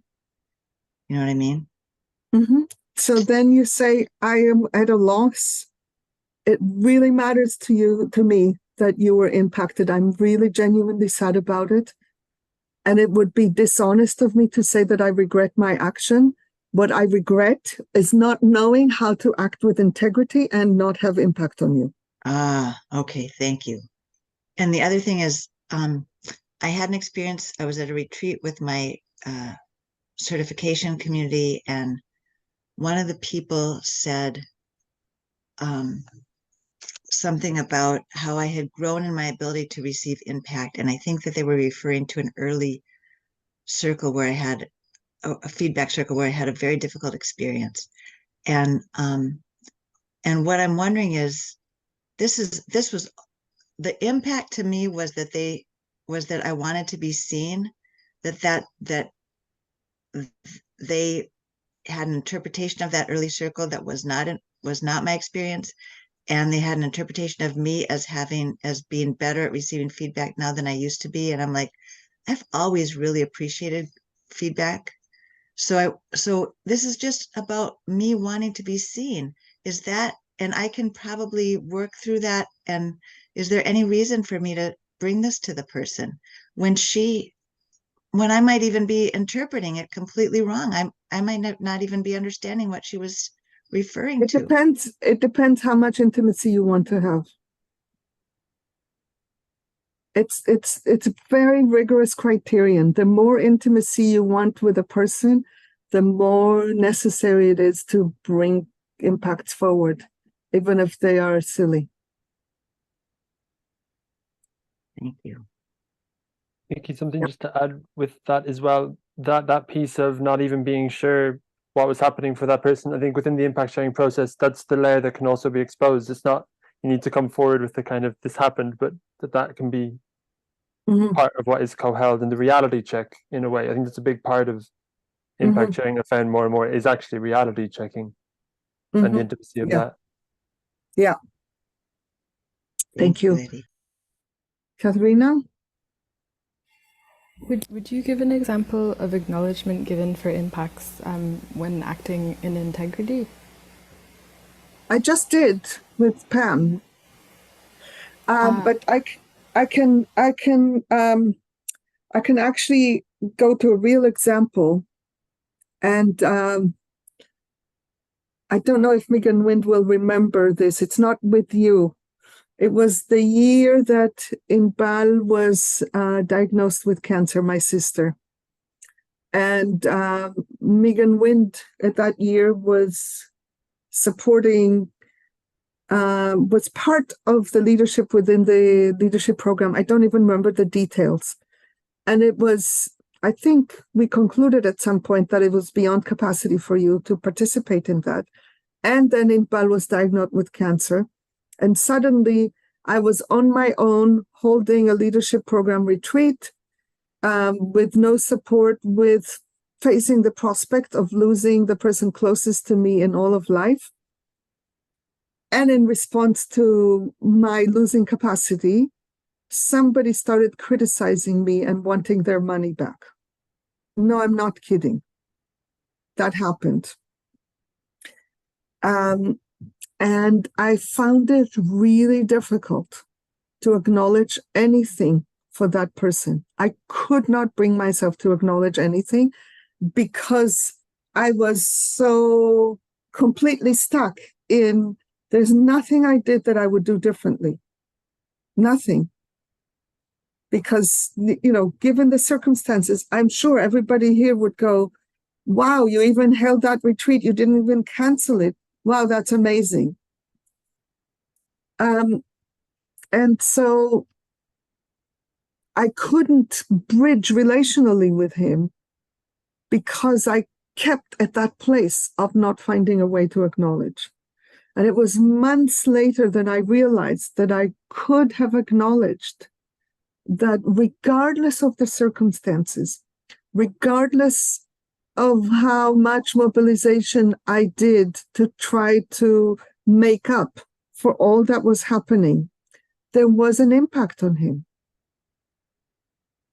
And that impact was big and significant. He lost something of great meaning and value that he was really longing to have. And it didn't happen. It's easy for me to say it now. At the time, I didn't see that pathway. Does that help, Katharina?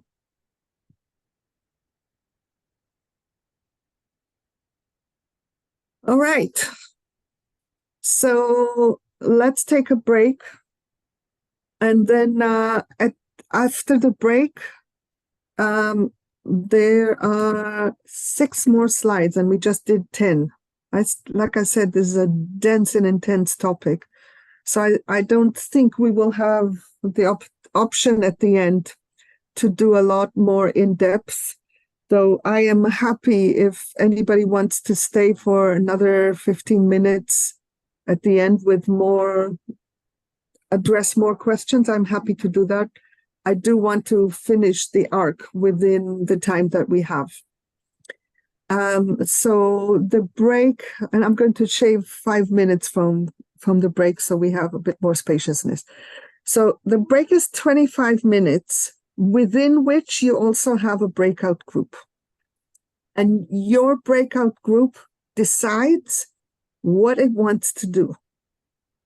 The only thing I highly recommend is to take some break, not to just do breakout time for the whole time, because we are human beings, we are biological creatures, we need to move, we need to do other things. So please take at least a few minutes of break, and the rest of the time, do whatever you want to do in your breakout group to digest what we have learned so far. Address each other's questions, explore more deeply whatever you want to do about it. And then we come back. So my time now is 3:45. So we come back 10 after the hour. That means you do the groups for 24 minutes and the 1 minute of returning. And if it's people who are on the half hour in terms of time zone, it will be at 20 minutes before your hour. All right. See you then. Okay, 24 minutes. All right. Yeah.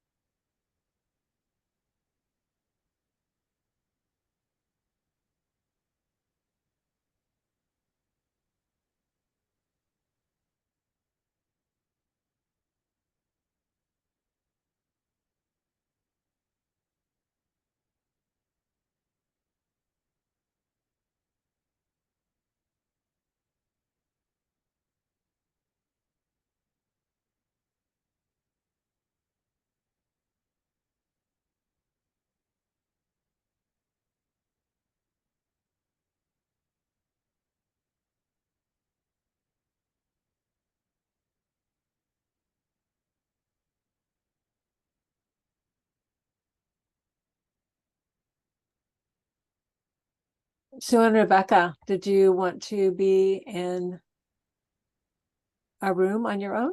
We originally put the equal sign because there were 3 of us, and then the other person had to leave. So now there's 2 of us. So we thought that we would like to join someone else. Okay, I'm not sure I can find someone. Let me see. That's okay. We can okay. be just the 2 of us if needed. Okay, let me see if there is there's a room with 2 people in it. Oh, and there's someone. Okay. Let me see what I can do here. It looks like I don't see an equal sign in front of Nora's name. Nora is still in this room. Yeah, I invited him to a room. Oh, I see. Okay. He just hasn't got. He may have decided not to join it. Let me see. I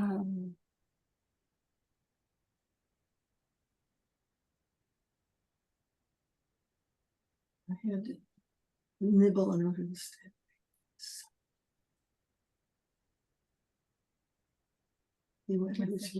Yeah. How about room 3? Okay. Thank you, Cheryl. Sure. It's nice to see you. Yeah, good to see you. Okay, I think, did you just get an invitation to join room 3? Okay.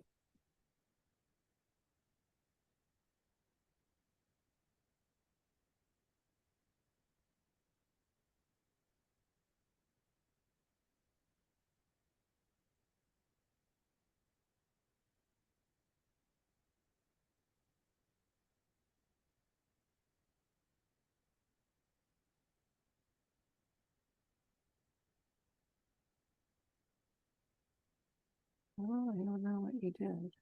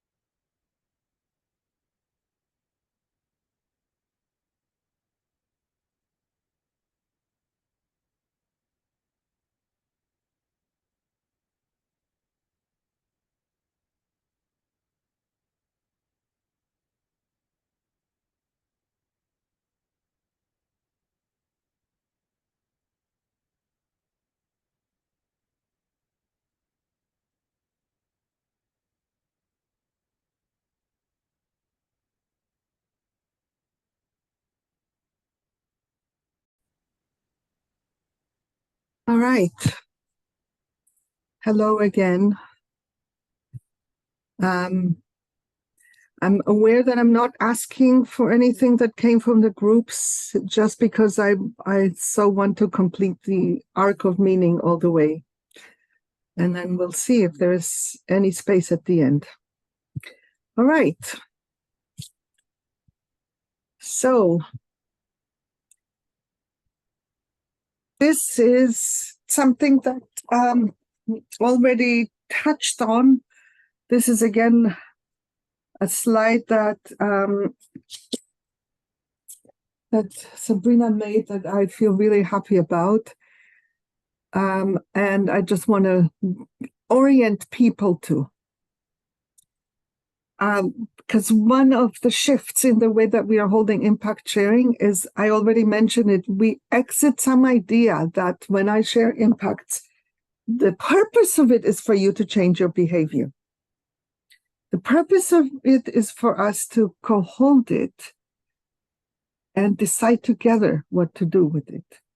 That will support togetherness, learning, and intimacy.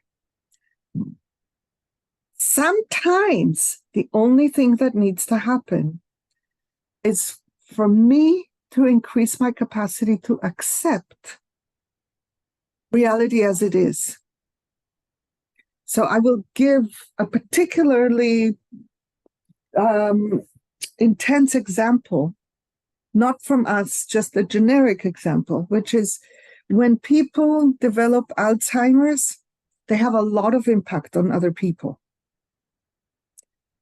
And there are a lot of people who care for those with Alzheimer's that end up becoming really frustrated and resentful and impatient. This is an example where impact may or may not be shareable depending on the degree to which the cognitive decline is. And if you want to continue to be together with the person, the only avenue for change is to increase your capacity for acceptance. And the capacity lens is a fantastic tool for this. We're not talking about it today. That's one thing that can happen. Sometimes what is needed is for you to create some change within yourself that will shift the behavior. It's not like we are against it in any kind of principle or ideological way. It's just, it is not automatic that that's what needs to happen. And sometimes it does. Sometimes what's needed is serious work for you to shift what is going on within you. Sometimes what is needed is for us together to come up with ways of lessening the impact without either of us changing. This is a radical new type of pathway that most people don't think about because it requires moving from the interpersonal and relational to either the practical or the systemic or both. So, for example,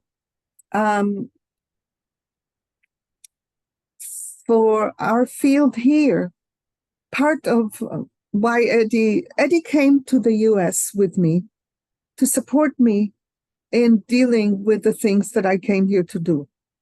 I can't even begin to imagine how horrific my suffering would be if I was here alone.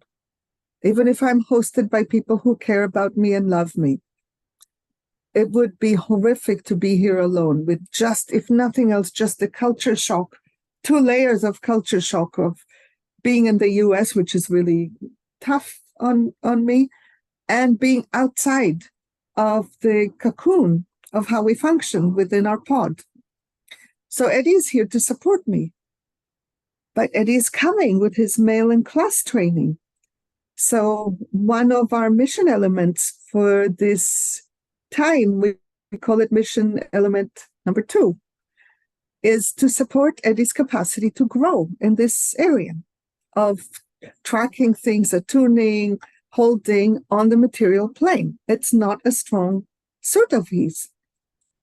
And it's not something that he can change overnight, but just realizing that it's a weak link. He can do his work, but it's not going to happen overnight. So we create agreements. For example, one of the agreements that we had, which I think fell off the radar somehow, and I would like to reinstitute it, is an alarm on his phone every hour. When he gets it, he comes to me to ask me, what are you doing? Is there any support that you need? Different things like this. So it's like regrooves the other orientation. That is a very simple interpersonal agreement that was super helpful. It's already, after we did it for a few days, already to some degree it's integrated. It's quite amazing. And it's not super hard on the person to do it. And another one is to integrate learning into our local systems. And at the moment, I can't come up with an example there. Eddie, do you have one in which we change system? Well, we could hang it off a structure of our, so like if, for example, in dinner, we were to, if, for example, this not doing it every hour and doing a dinner check-in in relationship to it. Yeah. Our dinner is a regular structure that we have, and that would, systematize it in a way that it might not fall off the radar. Hey. Yeah. And sometimes the only thing that we can do is to mourn lack of capacity. And mourning lack of capacity is a path of togetherness. If we can truly enter it, it is amazing how much resistance we have not each one of us in each case, but overall, we humans at this time have a lot of resistance to just accepting that we don't have capacity to make change where we would like to see change happen. And then we mourn, and the mourning keeps us in togetherness. All right. That's the last thing. Yeah, go ahead. Well, just maybe not surprisingly, also that often, generally, it is the case that it's a mixture of this whole bunch. Like if I think of this particular one with mission point 2, like there is definitely mourning, lack of capacity. There's interpersonal agreements. There's local systems. There's capacity for. I think all of these are at play in it, and they're all supporting, attending to the impact. And yes, will usually be the case. Yeah, I like it. They're not mutually exclusive, these pathways. All right. Back to Tzipora. I wondered if you can I don't understand this in the inner picture when it says creating pathways for sidestepping the impacts without either person changing. What does it mean? What does that mean, without either person changing? Okay, in the example that we're using, if I had a magic wand, I would use the magic wand, and suddenly Eddie would be able to track things and notice them on his own. That would be a change in Eddie. That change is not possible. It is happening. His capacity is growing, but it's over time. Right now, the impact continues. If we're going to do anything about that impact, we can't expect Eddie to change, but we can create material pathways that lessen the impact without Eddie changing. Oh, like the example when you said to give empathy to the other person who might not have the capacity at a certain time. In that sense, that person might not be changing, but we're creating the environment to make it okay for them. No, that's not what I mean, because that makes it okay for them, but it doesn't reduce the impact, and we want to reduce the impact. So we want to look for practical ways for the impact to be reduced. So yeah, go ahead. Go ahead. I've just got a very clear one that, like, so I worked in kitchens, and cooking and holding the kitchen is a really practical, simple thing for me, as much as I might be limited in other areas of holding. So what we've done in the past is at times being like, I'll just do all the dishes and all the food, because I'm not going to track and hold other pieces as much. So it's an agreement that without me growing capacity to actually track and hold, shifted the overall field. Does that help? Yes, thank you. Lydia? Hello. So I've been in some different conversations about working with conflict where they're really, the use of language tends to be centered around a concept of accountability. Yeah, it's not to that. This it's seems not going to be. No, this is a very different pathway. Okay.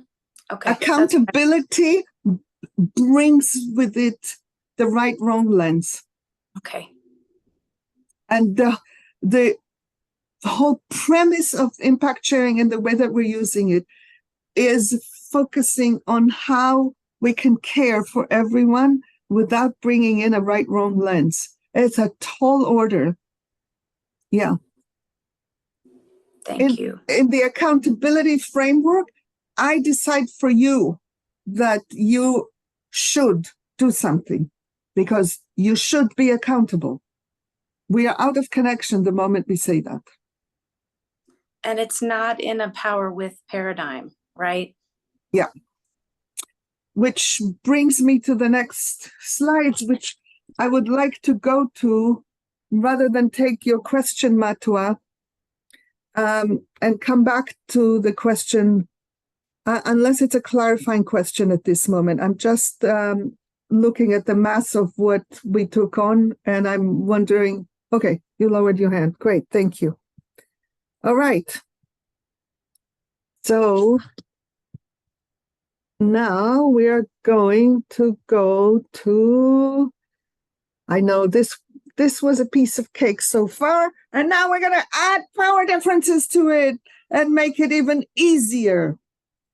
No, it's like that's where it gets really hard, because impact sharing across power differences means all the difficulties that we've already talked about multiplied by the reality that when there are power differences, there are completely different stakes to the two people who are in different positions. So I have 4 slides on the intersection of impact sharing with power differences, and I am well aware that I can't cover it in any way that it has integrity and fullness to it. And I'm opting to do something about the whole picture, rather than getting into only one of them and going deeply into it. So I hope you will play along, and it's very clear that we need to do a training, an actual training on impact sharing, and not just seed planting through an NGL intro. So what we're talking about here is liberation edges.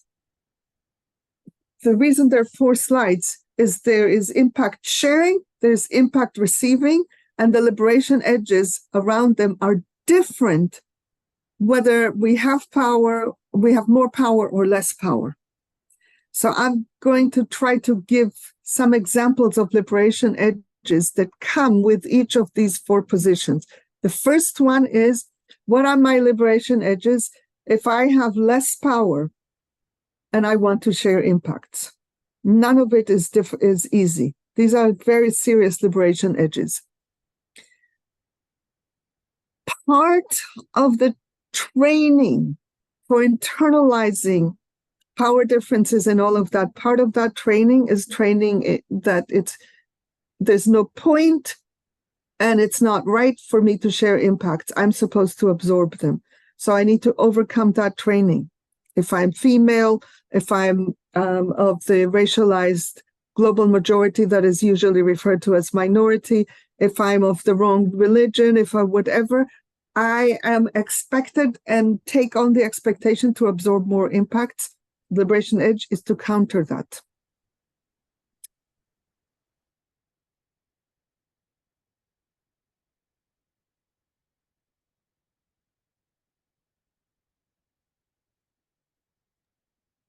Looks like you're frozen, Mickey.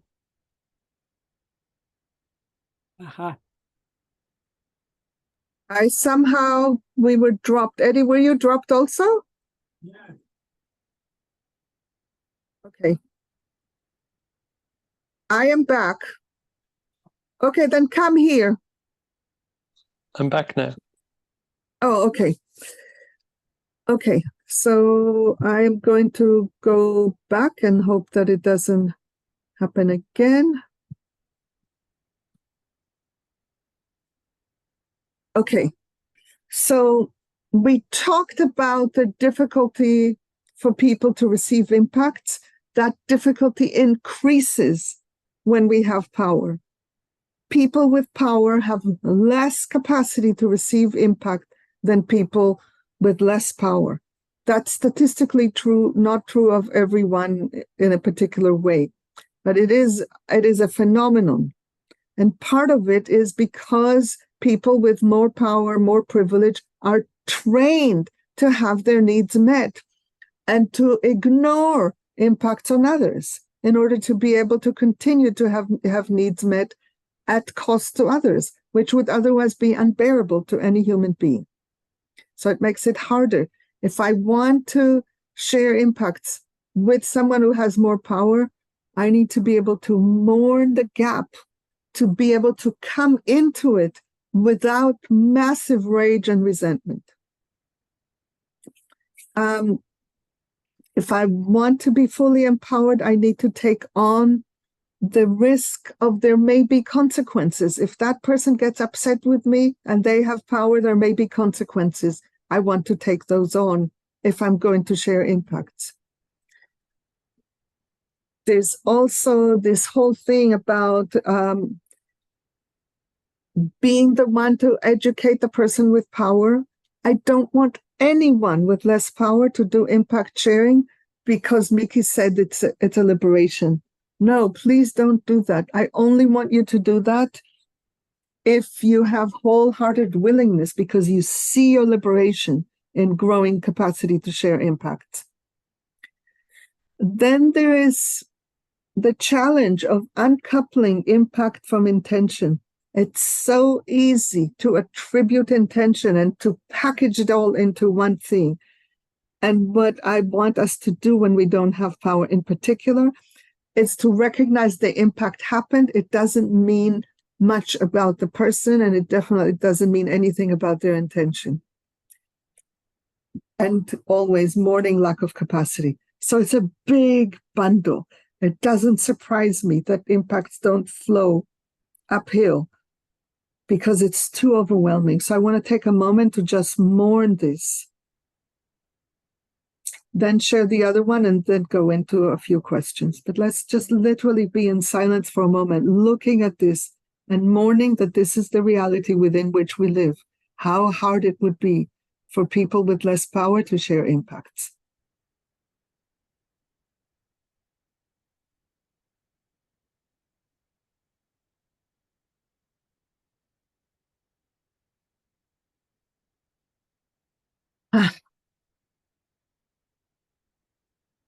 It's not like the people who do have power have an easy peasy time with sharing impacts.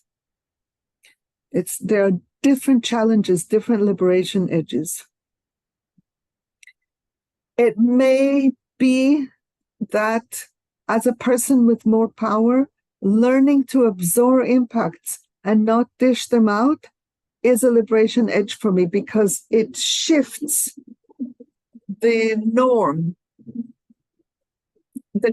in which my needs are met at the expense of others. And I would just tell them, do this, do this, do this, do this. Instead, if I have more power, more access to privilege, and I absorb impacts on me, I support collectively shifting the pattern of my needs being prioritized. I want to be absolutely clear that I'm sharing impacts with someone who is actually willing to receive them. So I want to make it really easy for the person with less power to say no to me. No, I'm not ready to receive impact from you. I want to assume that my perspective is likely to be tainted and with systemic blindness. And I want to be interested in another perspective and to embrace humility with ease, with softness.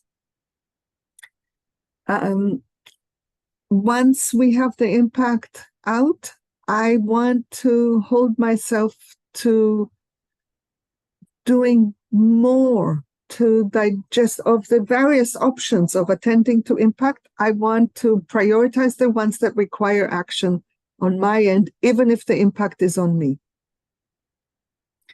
And ultimately, I want to mourn any lack of capacity anywhere to receive impacts or where it's not possible for people to make changes because of their internalized training. So those are the liberation edges about sharing impacts. I'm going to go back to now asking questions or making comments when I'm inviting people who have not spoken yet. Tsipoa, is your hand up from before still? Oh, it's from before. I don't know how to do it. Okay, I'll do it for you. Thank you. Patricia. I'm wondering, do women or female or do they always have less power even if they're strong character women? Or the strong character is an individual trait. Systemically, we have less power than men. It's not an individual thing. I went through years in my youth of believing that women brought sexism on themselves by how they behaved. It took me years to realize that sexism has nothing to do with how I am as a woman. It is just there. Yeah, yes, I think I understand the systemic, but I guess when it comes down to individual, like let's just say I'm in a relationship or I'm in a situation where I'm sort of a more dominant, even though I'm a woman, I have a more dominant kind of personality than a man does. And in that case, am I the person with more systemic power? No, I'm sorry, not systemic. You might Oh, have more individual personal power to compensate for the systemic phenomenon, but it doesn't cancel it. I see. Okay. Thank you. Any other questions, comments, insights? You're all thinking about this. This is very dense, complex stuff. What does it bring up? Joan? Yeah, Mickey, right now, this is really emotional for me. It's a big systemic thing in Australia. We're heading for a referendum, so the whole country is talking about our relationship to the Indigenous people, and it's the colonial overlay. So much power, and the yes and the no side of the campaign, and the whole conflict that's going on, and the inability for people on both sides to hear the other side. It's hugely painful, and just in this conversation is just reinforcing it so much. And I'm feeling like, what do I do? How do I be right now?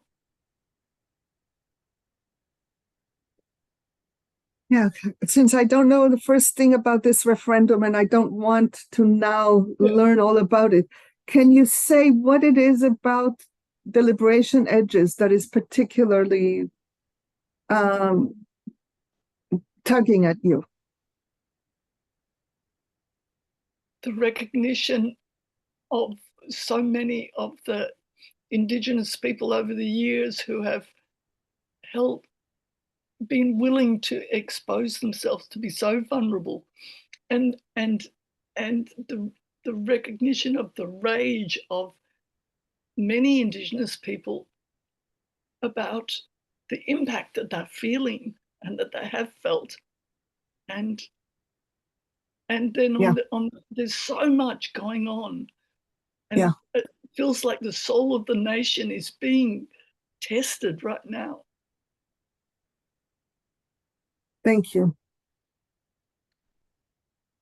Thank you. Catherine, I'm skipping you, lady. I'm just going to take new people at this point. Catherine. Yeah, hi. I guess I'm thinking sort of about the complexity about, my social location, because sometimes I am the one with less power. Sometimes I'm the one with more power. And so I'm thinking about sometimes it goes both ways along different dimensions. Right. Yeah. At the same time with the same person, right? Yeah. That like one of my closest friends is a Black man. And all the layers that go there. Yeah. Yeah. Yeah. And my family life is complex. We're a biracial family. And so there's a lot of stuff like that for me too. But what I'm thinking is when I don't speak my impact to someone who has more power and I absorb it, I have less capacity to absorb impact from someone with less power when they give it to me. That's hugely insightful. I'm super grateful to you. Yeah. Yeah. And You I have to I don't know, I feel like I have to work on that then. Yeah. And I want to give you and everyone else one tip. When in doubt, if you have like multiple layerings,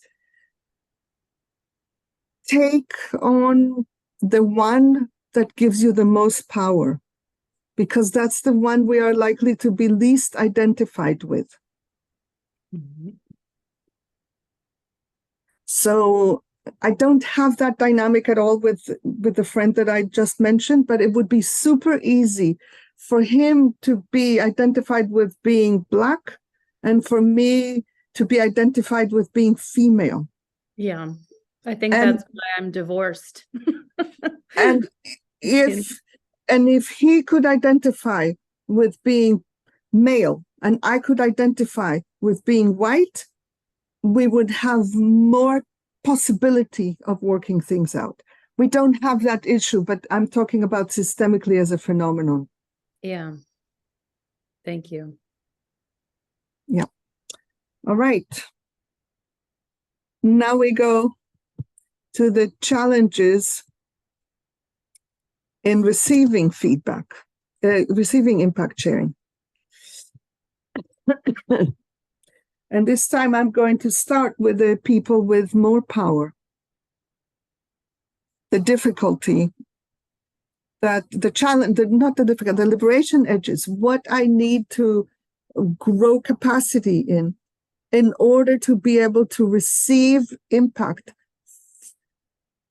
from those who have less power.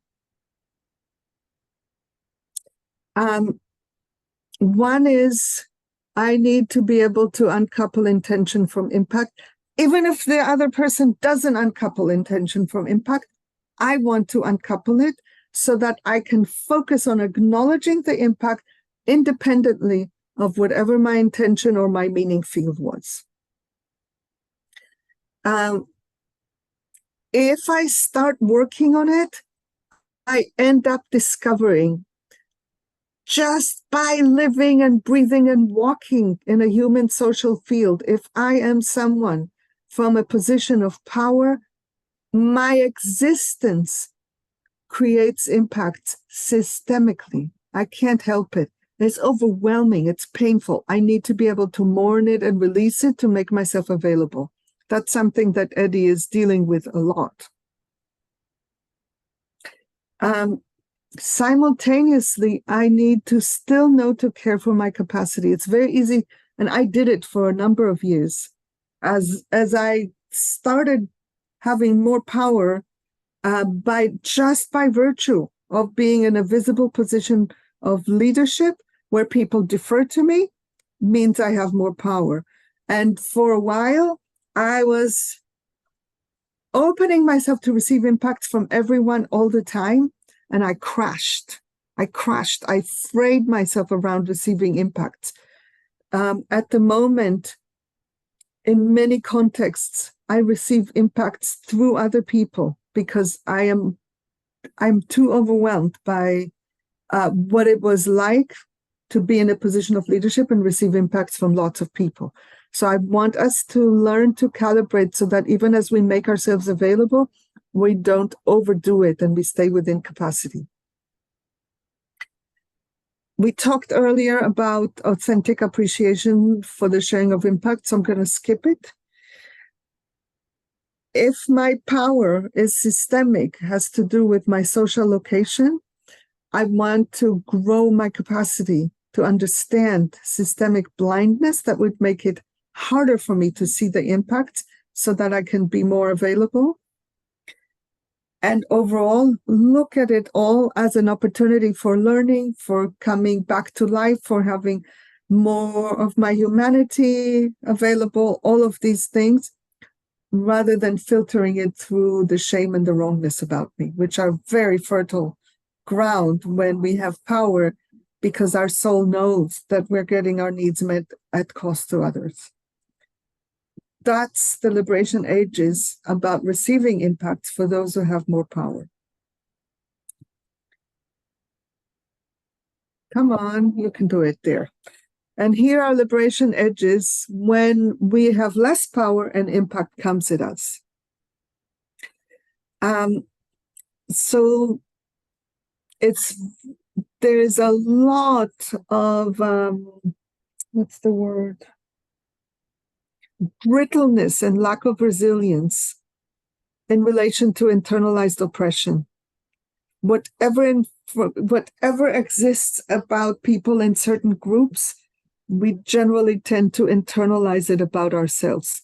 So, for example, if I come from a context in which I didn't have access to education, instead of holding it systemically, I hold it with shame, like there's something wrong with me because I'm not educated. And if there's impacts from me on other people, they can easily get filtered through places where I have shame about myself, even if that's not technically where the impact comes from.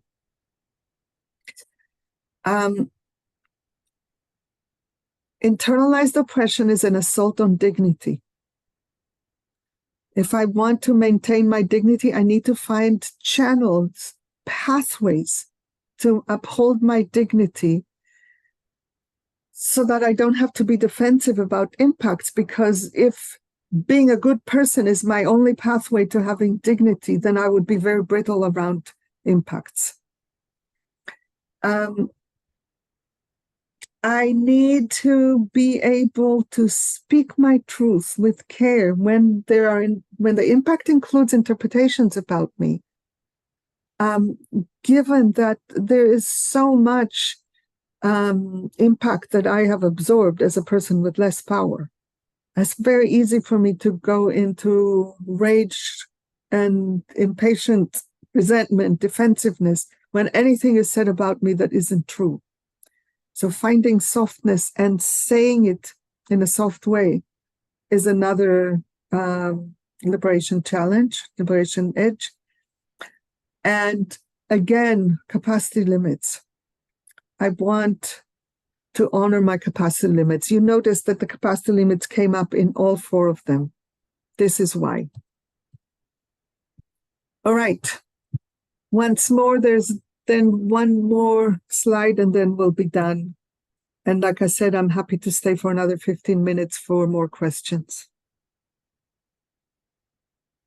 Comments on this, on the challenges of receiving impacts and the liberation edges. Yes, Beth? I just have a clarity question. Do you define liberation edges? You've given lots of examples, but I'm not clear on like liberation from what? Liberation from who I was made to be through socialization.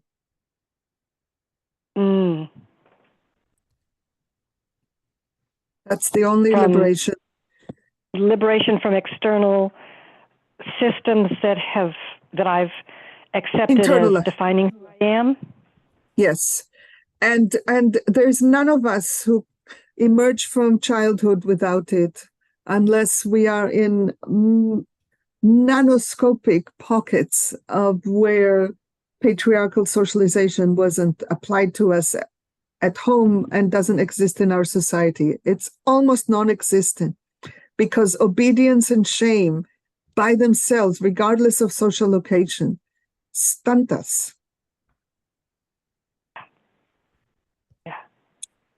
And as also, maybe it's liberation from, but it's also liberation toward authenticity. Absolutely. And personal power?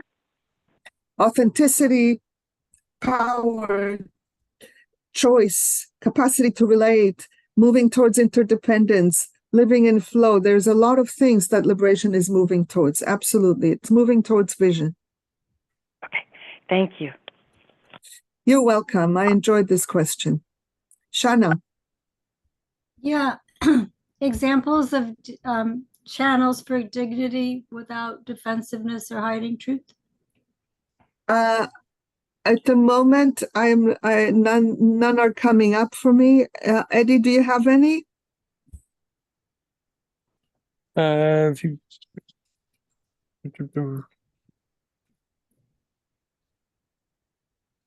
I mean, I'm just thinking of what's up at the moment with them. I'm sure there's instances of how that's being brought forward, but nothing that's immediately like clear and available. Yeah. Maybe in like a minute or so.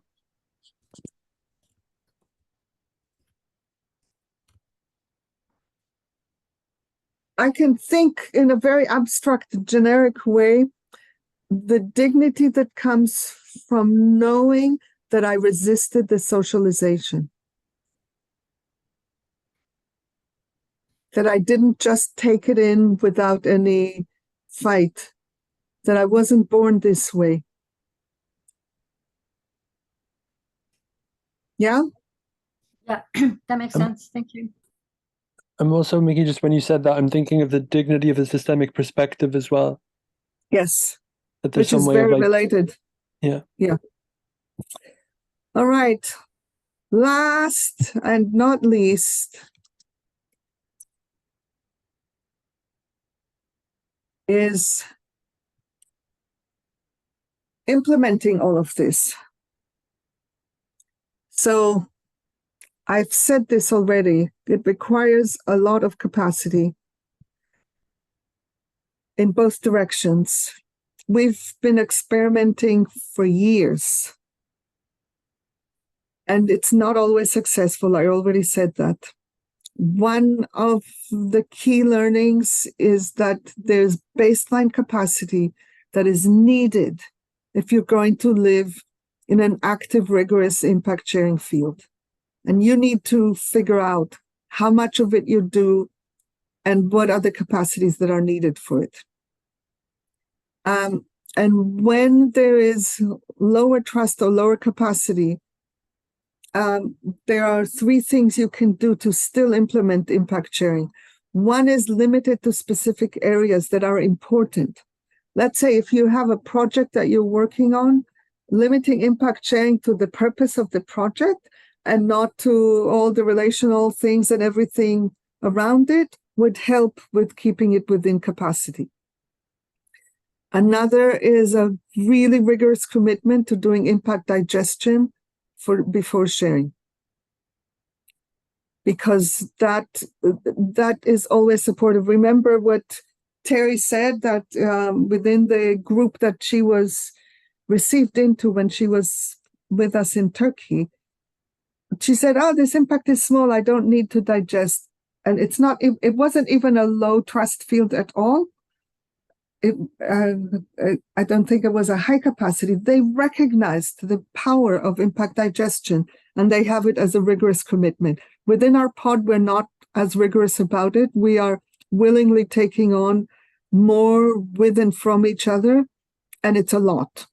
So doing impact digestion definitely helps. And the last practice, I'm not saying these are all the practices, this is what we have gleaned so far, is never assuming that this is the right moment for doing impact sharing. Checking, is this a moment when there is truly enough capacity to do it? If not, let's choose another moment. That's it for the moment. If there is any question on the last slide, and then we'll move to closing. One small little tack on from what you shared there, Mickey, on this, I think it was the last piece around, well, related to impact digestion. This slide earlier of feedback and conflict, I think those are helpful metrics or like helpful points to reference to assess also how digested it might be around like care for the whole. And see, yeah, digested, like orienting towards the whole. If you sense you're within togetherness, those are also nice. So the purpose of impact digestion is to move us in this direction from conflict to feedback, so that when the impact is shared, the likelihood of it generating conflict diminishes. We can never rule it out, but the likelihood diminishes. Yeah, thank you, Eddie. And resurfacing the earlier piece of the one impact choice. being a helpful way to see it.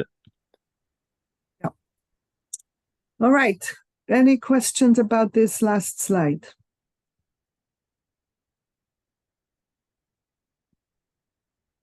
Okay, then let's move towards, oh yes, Dylan. Hi, thank you.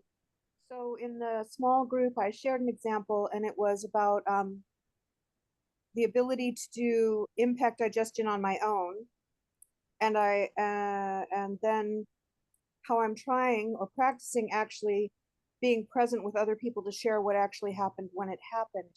And I just heard you say that within your pod, you're doing a lot of impact sharing that takes a toll. So what I'm recognizing, I believe, and this is what I'd like to know, is that the impact digestion and the impact sharing are, you might have already said it, on a continuum, so that sometimes maybe the impact sharing is appropriate, and other times maybe the impact digestion would be necessary before bringing it back. But I always want to move towards sharing because that's the healing, or that's the togetherness. Is that what you're saying? Something like this. We are committed to the high. Oops, I'm not co-host anymore because I dropped. Okay, let me see what I can do with that. Thank you. So, because we are committed to recover the highest degree of choice, togetherness, and flow that are possible for humans at this time in human evolution, that is one way of looking at our commitment. We function with a lot of rigor, and we go for it all the time. So but that's absolutely willingly. It is not something I would say, everybody, this is the ideal. It's the experiment we're doing. Overall, outside of contexts like this, where there's so much trust and commitment over time, I would say err in the direction of doing digestion, and then sharing. Yeah. Thank you for that clarity. All right. So let's hear from a few people. What are you taking with you from having been here today? Then I will say a couple of words in closing, and then we will move to, if there are more questions from before that I said not now that people want to bring. What are you taking with you from today, especially people who are new, who've not been around? It would be very meaningful for me, I think also for Eddie, to hear.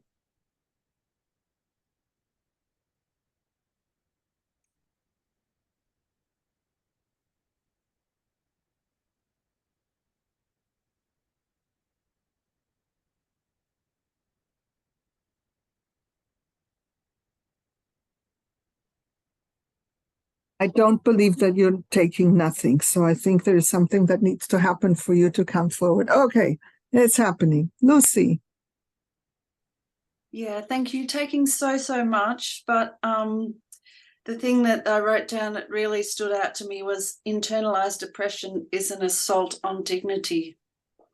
It's like, whew. Yeah. Yeah. Thank you. Suku? Hi, yeah. Also taking a lot with me, but one thing I really want to celebrate is the way that slide with the spectrum is just such a great gift. As I shared in my breakout, my partner and I have been going through this really intense 3-month conflict, and I can just sort of imagine us like little characters on either side of the spectrum, like begging the other person to join us, like, why aren't you approaching this with more togetherness? Why aren't you receiving everything I say as a gift? Just like going back and forth like that. So yeah, just feeling a lot of appreciation for the visual simplicity of that, and the way it helps to land more deeply into my system. Yeah. Thank you.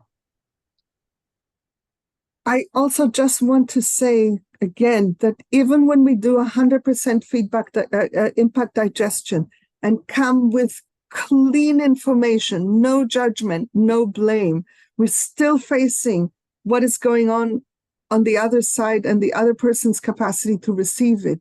And people can hear blame when it's not there. Easily. Monique. I'm taking away the sheer magnitude of what's involved in this information sharing and how little capacity I have on so many levels. And what I'm taking away is to not just cave in and say, fuck it, this is just too hard. I can't do this. Not even going to try. Thank you, Monique. Holding this question of what is the next baby step that I can take? Because I don't even know the answer to that. Yeah, thank you. Shar? Hi, Nikki and everyone. I'm really celebrating and appreciating the image that Eddie had with the mushrooms popping up as like, just share one impact and then, there's the mycelium of the impacts underneath. But, Yeah, the mycelium and mushroom came from Dominic, not from Eddie. Dominic. Okay, yes. Yeah, really appreciating that. Thank you. Mm-hmm. And Kate? Hey, Nikki, lovely to see you.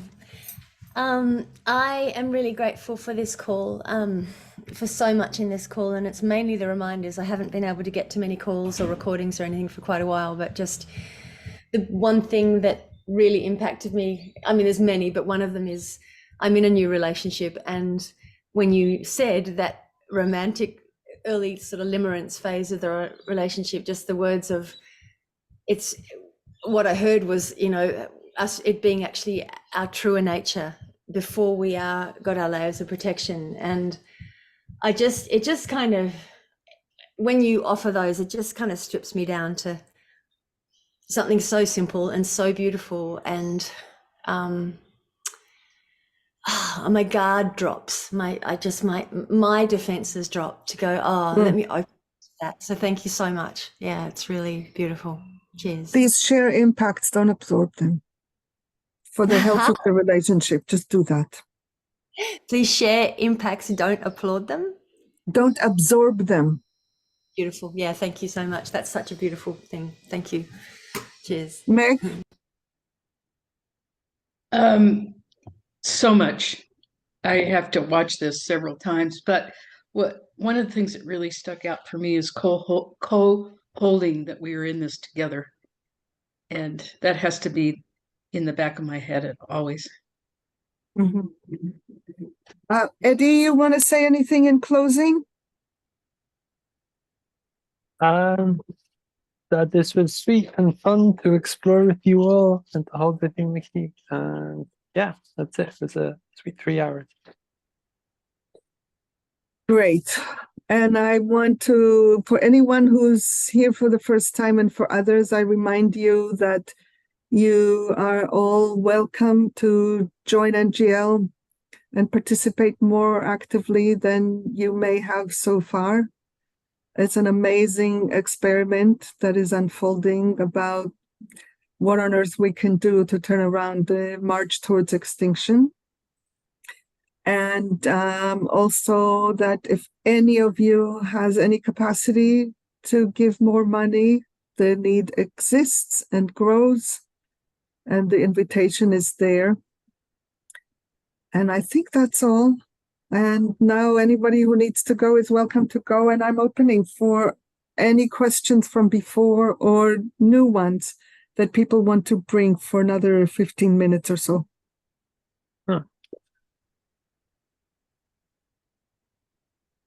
Steve. Hi, Mickey.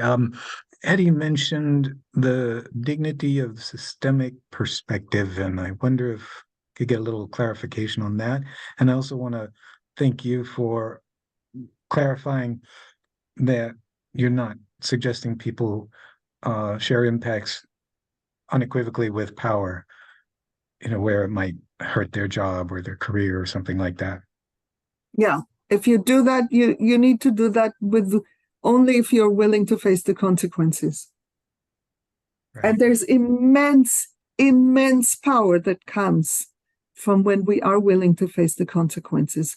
We lose fear when we do that. And it doesn't mean the consequences will happen. More often than not, there is something very potent and transformational that can happen when we do it. We can't know. Thank you. Mm-hmm. Eddie, do you have anything you want to say about Steve's question? Related to the dignity, yeah, I can say what comes and see if it supports. I'm conscious that it was shared in the context, I think, of people receiving with less power, and my example isn't necessarily coming from there, but it's around more generally how the systemic lens can support dignity. And like, if I think of, again, just going back to this first example of an instance where I was like just speaking in and very much enacted a certain kind of pattern of male training, I can take that one end and I can kind of have self-shame, or I can berate myself about it, or I can do all these kinds of things that ultimately don't really hold that pattern with dignity. Mm-hmm.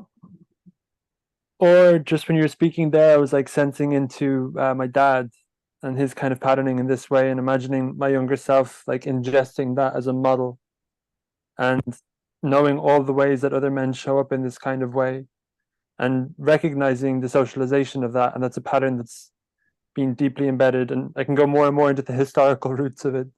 But there's something of bringing that lens and frame that depersonalizes it and allows me to inhabit it with less shame, and also still having responsibility for it. Is that yes, thank you. Perfect.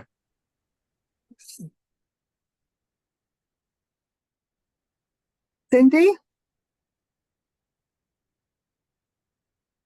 Yes, first of all, thanking, I think it's Eddie, because I often felt ouch when I would hear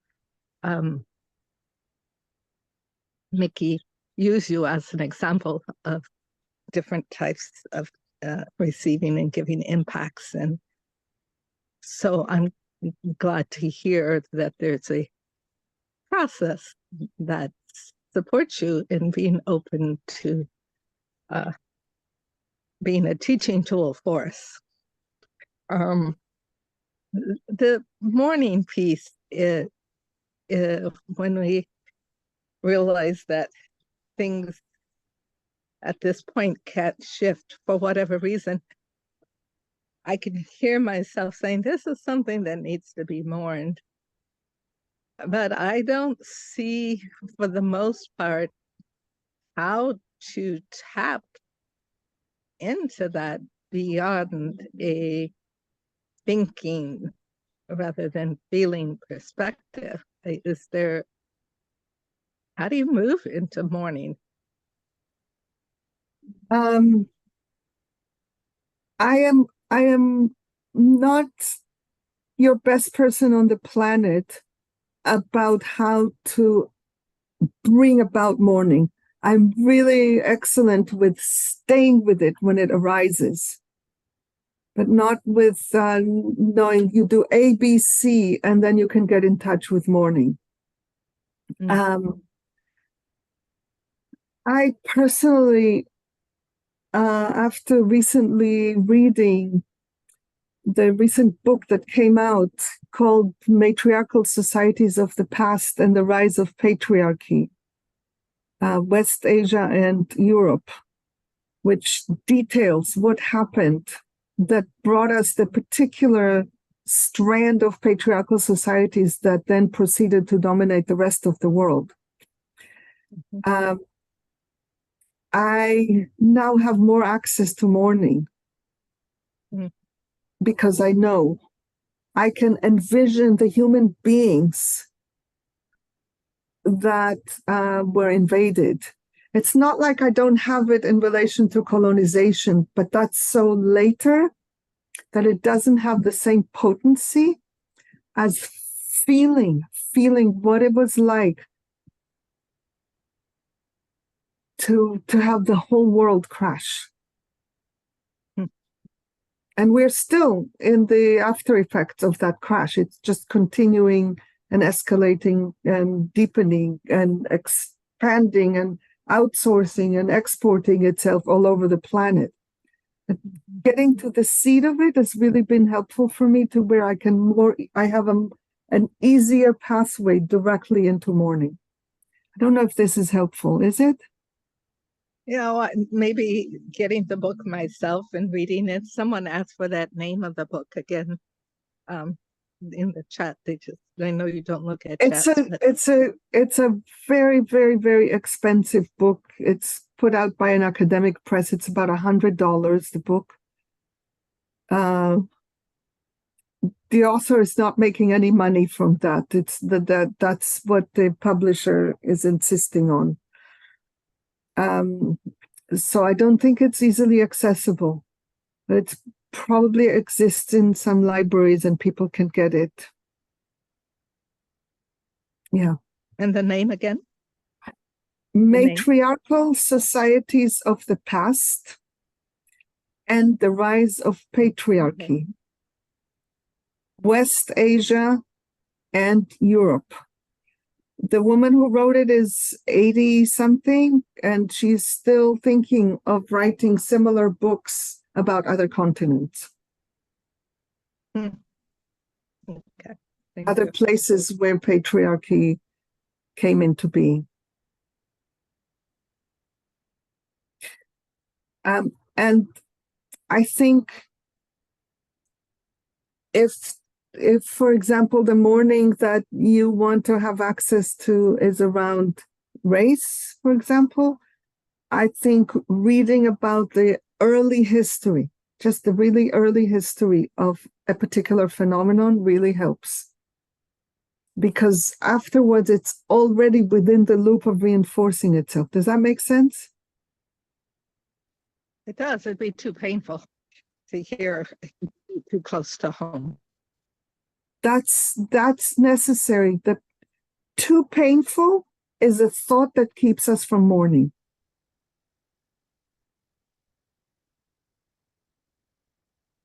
Yeah, I'm sorry, because I can't turn off my phone ringing in, and you said bats, and then someone called. As I say, I don't know. I will just say the whole thing. I'm saying the thought too painful is one of the things that keep us from entering the mourning field. Wow. The agreement with self that makes it possible to mourn eliminates any limits on how much pain I'm willing to experience. Oh. Yeah, okay. That might be my law. Yeah. Thank you, Cindy. I have a sense of the depth of the investigation that you are in to ask this question. Thank you. Somehow I'm experiencing companionship in it. Thank you. Noor.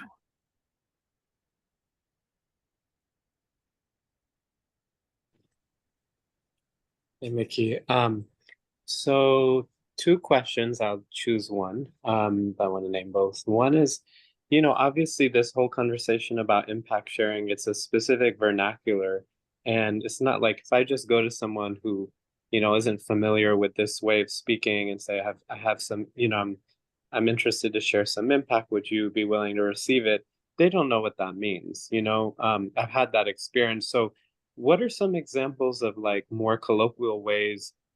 I would like different examples of colloquial ways of bringing it up that do not immediately elicit people going into fear and anxiety. Because I notice like when I have tried, people they will even almost force themselves into, even if they don't have capacity, if I ask them, is now a good time, the anxiety of not being able to know in that moment causes them to override their capacity limit. And then we end up in trouble. So I'm not sure how to best go about it in a way that's casual and also honoring. I don't know about casual. That's not my strength. Okay. I will say this: lead with purpose. Why Okay. are you wanting to share the impact? I want to share because I want us, like, I want more clarity in the field, more connection. Clarity is not inspiring. Lead with a purpose that actually brings you together. More connection is very generic. So find a specific purpose with that person. Like, for example, Noor, Yeah. let's say I'm talking to you. Noor, Sure. our connection really matters to me. I want it to be squeaky clean. I want us to go for more intimacy than we've had so far. And there's something in the way, which is that there's something that you did 2 weeks ago that hasn't left me. And I really want to tell you about it and see what we can do about it and what we can learn from it so that our friendship will deepen. I love it. I love it. That's so different, it being that specific. Super helpful. I love that example. Thank you. Is there space for another question or no? Cindy, do you have another question or is your hand from before?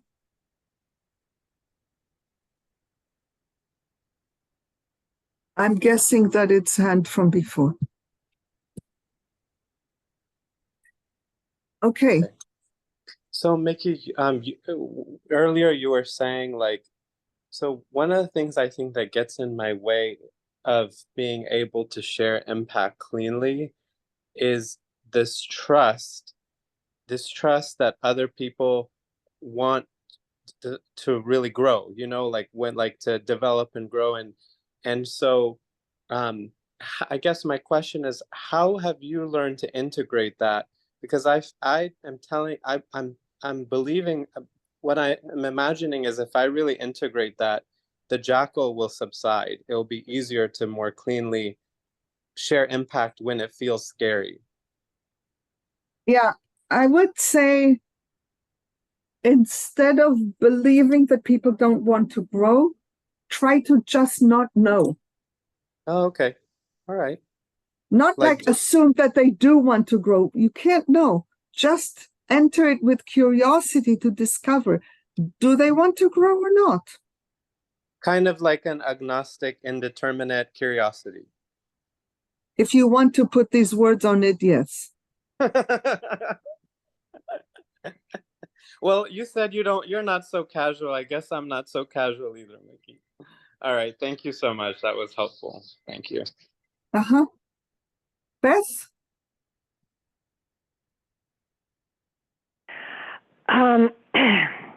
My question is generically about someone with power sharing an impact with someone who has lesser power, but specifically as a mom with adult children, so my children are adults, I hold the space for them to share their impacts with me of how things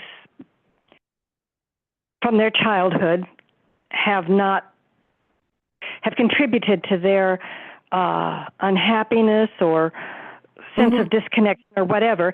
And I think I have a story that it's my job to hold the space for them to share their impacts, but I'm not allowed to share, or that it would be harmful for me to share things from our growing up together that have impacted me. And if sharing impact is to create intimacy and connection, is that even possible for me to do if I'm the mother? Yeah, my thought is, first of all, I come into this with a lot of humility because I don't have a clue. I have never been a mother. I don't have adult children. I don't know. So I want you to take whatever I'm saying with a grain of salt. Would you? Yes, yes. The first step that comes to me is to talk with them about the dilemma. Yes, of course. Yeah. Like, tell them, this is the situation. all these years I haven't said anything, and I have told myself that it's my job to do this and not bring it to you.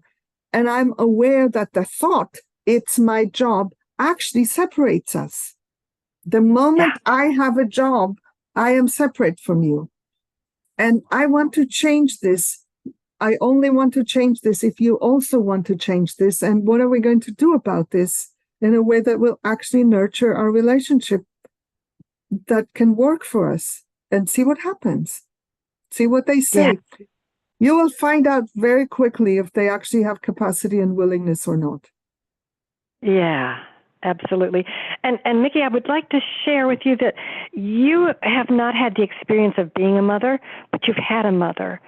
And that whole dynamic of mother and daughter, even though you haven't been in the mother role, I think it gives you insights into that relationship. That yes, you are able to bring just like probably. Right now you brought that insight. So thank you for that. And I want to say that this whole notion of mother-daughter dynamics is only so within modern nuclear families. We don't know relationships between mothers and daughters in the context of an intact community where children are held within community and there isn't so much stress on that dyadic relationship. I really want to say that, and not to be system blind to how much the psychological phenomena that we're familiar with are systemically, socially shaped. I trust this makes sense. It does. It's my reality because of the society I live in that there's a lot of pressure on me as the one and only mom. Yes. And yeah, if I were part of a community where all the adults shared in the raising of the children, there wouldn't be that much pressure on one person. Exactly. All right. I see that you raised your hand again, Cindy, and I am recognizing my limits. And I think I want to just call it a day. Just reached my own exhaustion awareness. I'm confident we will have other moments in which we can share. And now it's time to say goodbye to everyone. Bye. It was super lovely to have you here. And this was, I don't know, it was very rich for me to be here. I'm very grateful for all of you being here. Bye. Thanks, Mickey, for the extra time. Thank for you. all you Thanks, with thank us. you. Thanks, Mickey. Bye. It was great with you all and seeing you in my Thank you, morning. Eddie. Way. Thanks, Eddie. Bye. Thank you. Bye, everyone. Ka kite no.